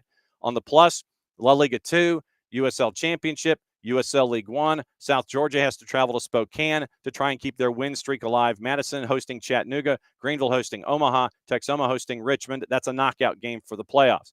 Golazo, USL League 1 at 10 a.m. Burton Albion and Bolton. League 2, it is Oldham and Barrow at 12:30. USL Championship, Charleston, Colorado Springs at 7:30. Paramount Plus has League 1, 4 matches in League 2, USL Championship. Women, eye on your doubleheader in the NWSL. Fox Soccer Plus, Serie A, Juve Como at 9. Golazo Network, Utah San Diego Wave in the NWSL at 10. Simulcast Paramount Plus, Brooklyn and Tampa in the Super League on Peacock. That gets you through your Thursday in the pros. Now, juice boxes involving Major League Soccer and the 4 matchups that are here. It's good to catch up with Steve Cangialosi. He's expecting a lot of goals. Messi and friends of mine is 238, hosting Atlanta United at a plus 488. Your 90-minute draws a plus 413. Purple team hosting Vancouver at a plus 108. Draws a plus 281. Vancouver is a plus 212. Seattle at 940, hosting RSL at a minus 139. Draws a plus 305. And RSL is a plus 319. Galaxy at 10:30 hosting FCD. Galaxy plus $1.25. Dallas a plus 172. Draws a plus 292. Sunday Night Soccer is at Q2. LAFC favored at a plus 144, hosting going to play Austin FC. That is at a plus 164. Draws a plus 258. So who's missing? Once again, the biggest question is who is going to be missing for these teams. We went over with Steve the idea about the Argentine national players that have the friendly. Then a day later, they've got the matchup with Atlanta United, and then they've got the matchup early that has moved from Chicago, moved to the Erector set. So 3 matches in 4 days, Friday, Saturday, Sunday, Monday, 5 days. 3 matches in 5 days. Are those players going to be around for Inter Miami, meaning Rodrigo de Paul and Lionel Messi? We don't know. Maybe Steve will get an answer from Javier Mascherano, and maybe he'll talk to Lionel Scaloni and get an answer. Who knows? But right now, once again, missing for Atlanta, Almiron, Brennan, Ronald Hernandez, Saba, Mihai, Miranchuk, Cooper Sanchez, I think might be making his way back, and then Bart Sleech. So that's what you're missing for Atlanta United in that matchup against Messi and friends. Orlando City and Vancouver. Orlando City missing Brecalo, Caraballo, Freeman, Gusky, Otero, Pasalic, and Tyree Spicer. Vancouver missing Ali Ahmed, Kenji Cabrera, Andres Cubas, Ryan Alumi, and Jaden Nelson. Seattle and RSL. Seattle missing Baker Whiting, Brunel, Menungu, Nuhu, Roldan, and Obed Vargas. Real Salt Lake, Gozo, Kobe Henry, Diego Luna, Luca Moisa, Brian Ojeda, Gio Villa, Marcus Zambrano. 5 of those players, 5 of those 7 are with the U's. Zambrano and Gozo with the U20s, Luna with the first team, Moisa and Villa with the U17s. They might be making their way back. Galaxy and FC Dallas. Galaxy, the only player that they're really missing is Joseph Paintzel. They are Harbor Miller and Ruben Ramos Jr. with the U19s. FC Dallas, Dietzen, Maria with the U20s, Nolan Norris with the U20s, Martin Paz, starting keeper for Indonesia. Austin and LAFC. Austin, once again, they are going to be without Micah Burton with the U20s, Cascante, Pereira, Svatok, and Mirto Uzuni. So they got to find a way to try to put goals in the back of the net with LAFC missing Bouanga, Yeonmin Son, Chouanier, Nathan Ordaz, and Jude Terry. So that's what you're staring at. That's what you're coming at in the weekend involving absences and getting ready to play the 5 Major League Soccer matches that will get everybody caught up when it comes to the standings and the schedule here as we head toward decision day here for 2025. So standings once again with the teams that are involved. Messi and friends, 59 points, match in hand. If they win, they're still a win behind Cincinnati, but they're both at 62 points. Purple team at 53 points. They are in. We don't know the where. Everybody in the East is in. The positioning is where we're going. Orlando at 53 points. They are in 7th right now. Match in hand, 14 wins. If they win, they go to 56, but they would be only in 6th because Charlotte and NYC each have 56 points, but they have more wins. So then you look at everybody else. And once again, Atlanta is still match in hand there at 27 points. Western Conference, Vancouver, 32 points, 32 matches, 60 points. They win, they're ahead of San Diego, and they're first going into decision day. LAFC, if they win, they would max out at 62 points, so they could be anywhere from 3, where they are right now, to 2, tied at 60 points. If they win, they could be 62 points. So keep an eye on LAFC. If they win, they go to 18 wins. Keep an eye on that for the tiebreaker. Seattle, 49 points. They win, they're at 52. They're 5 points away from Austin and Portland heading into this weekend. So Austin and Portland max out at 50. If they win this weekend, Seattle needs a point to match Austin and Portland at 13 wins. Portland can only go to 12. They would lose out the tiebreaker. They would finish no higher than 6th if they max out at 47 points. So that's 32 there. Dallas at 41 points. They are in 8th. That is still in debate. The 8-9 is in debate in the Western Conference. Dallas at 41 points, 32 matches, 10 wins. RSL, 40 points, 32 matches, 12 wins. Any numerical tiebreaker, Superiority goes to RSL because of number of wins. Colorado below the playoff bar at 40 points. They're waiting on what's going on. They're at 40 points, 33 matches played. San Jose, 38 points, 33 matches played. They have to win on decision day and get help. Eliminated Houston, all caps, Sporting, and LAG. So that's what you're staring at going into this penultimate weekend in Major League Soccer, where you got 5 matches and everybody's trying to line up what's going on and figure out what it's going to look like on decision day. I'm trying to see if I've missed anything else. So that one there. Let's take the tour of the news really quickly before we get out of here. A couple of things. Gianni Infantino says he's keeping an open mind about moving World Cups from summers. Nick Ames in Rome, the FIFA president, said Europe is too hot for a July competition, and an expansion of the Club World Cup is also being explored. 34 World Cup in Saudi Arabia is probably going to be in the winter, just like Qatar in 22. Infantino suggested the sport should get used to untying itself from the European summer. He was speaking on the sidelines of the EFC, formerly the European Club Association General Assembly in Rome. And then you've got to keep an eye out for that. Club World Cup, 48-team structure possible in 2029 with the potential for a qualifying playoff event that whittles the final number down to 32. Spain and Morocco favorites to host the event in 2029, which will be in the summer. Although other contenders have been weighed up, swift return to the U.S. could be entertained, and it's understood China remains interested as well. He also said any long-term move towards staging domestic league games on other continents would be a big risk. That on the heels of UEFA saying that it gave permission to La Liga and Serie A to hold matches outside of their own continent, including the matchup in the United States that is being planned. So keep an eye out for that. Let's see. What was the other stuff here quickly? I'll see if I can get to it, and then we can all get on with the weekend and find out what else is going on in and around the planet. If you missed it, the new GA100 project for Atlanta United is up and running, and their newest pitch is in Irwin County. Very, very cool that everybody down in Osceola now gets to share in what's going on with the beautiful game. So very, very cool that it is now a part of what's going on in Irwin County and Osceola. That's Region 1 Single A, folks. Very, very cool. It is a town that is about a half hour northeast of Tifton. That's where you're going with this stuff. So very, very cool for our friends with the Irwin County Indians getting to attach themselves to the beautiful game in that way with the newest pitch as a part of the GA100 project. So very, very cool that is there as well. Apparently, Manchester United is asking fans if they would pay $4,800 for a season ticket at the new stadium. £4,800, sorry, for a season ticket at the new stadium. I'm anticipating that the answer to that's probably going to be a no.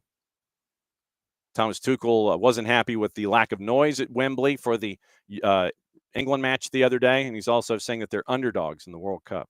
I mean, I would say that too if I was a coach, but he blasted the silent Wembley fans.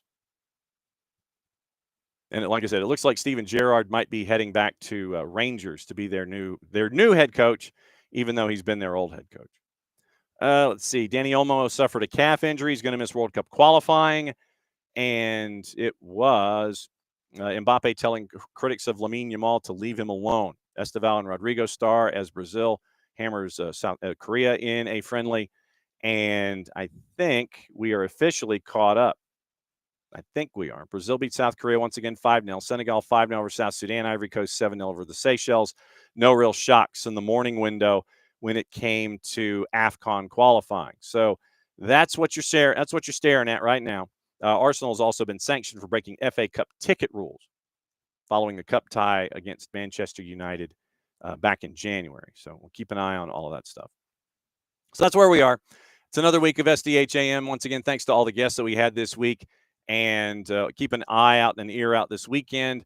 The Red Clay Soccer Report is going to be out. We're going to catch up with our friends down at Albany State. That's going to be the anchor leg this week. We'll get you ready for the weekend, what you missed and what you're getting into in looking at all the soccer here in our footprint.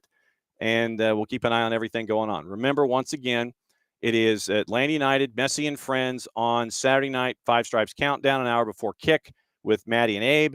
It'll be Jason and Mike, and they will be on the air for you. And then after the match, it's going to be the full-time report, Maddie and Abe, as everybody comes back from Atlanta United and the matchup against Inter Miami down at the Erector Set in Fort Lauderdale against Messi and Friends. So we got that. Thanks to Bart. Thanks to Steve Cangialosi. Thanks to Nico. Thanks to Nino. Thanks to Michelle Kaufman of the Miami Herald. Thanks to Dylan Butler. Thanks to Tyler Pilgrim. Thanks to Jason Stevens. Thanks to Jason Brown from the NPSL Regional League. And thanks to, let's see, who else did we have here this week? We had Bart back on Monday. We also had Gabe Schrei come in to break down everything in MLS Next Pro. And we have Abe Gordon break everything down when it came to Atlanta United. So it's another full week here at SDH AM. Couldn't do it without all of you guys. Thanks for dropping by, as you always do. And since it is the end of yet another week here at SDH AM, as we head into the weekend, you know what that means, that we get to do this. Play it safe, everybody. Much applause to y'all, and we will catch up with you. We'll see you this weekend. We'll be back at it again Monday morning, 9:05 Eastern. The war was on. The keys on the typewriter had sharp points that kept sticking into our fingers. The dictating equipment started asking us questions, and our beepers sent electric shocks just through our body like a cattle prod. Out in the warehouse, the trucks kept banging into the docks, not even thinking about stopping. Oh, our frail bodies were strapped to the chairs, and our chairs were chained to the desks. Our pleas for justice were ignored, and the end seemed near. But we busted our slave drivers' little bitty balls. We've charged out of their brick fortress. The streets are ours. Be gone.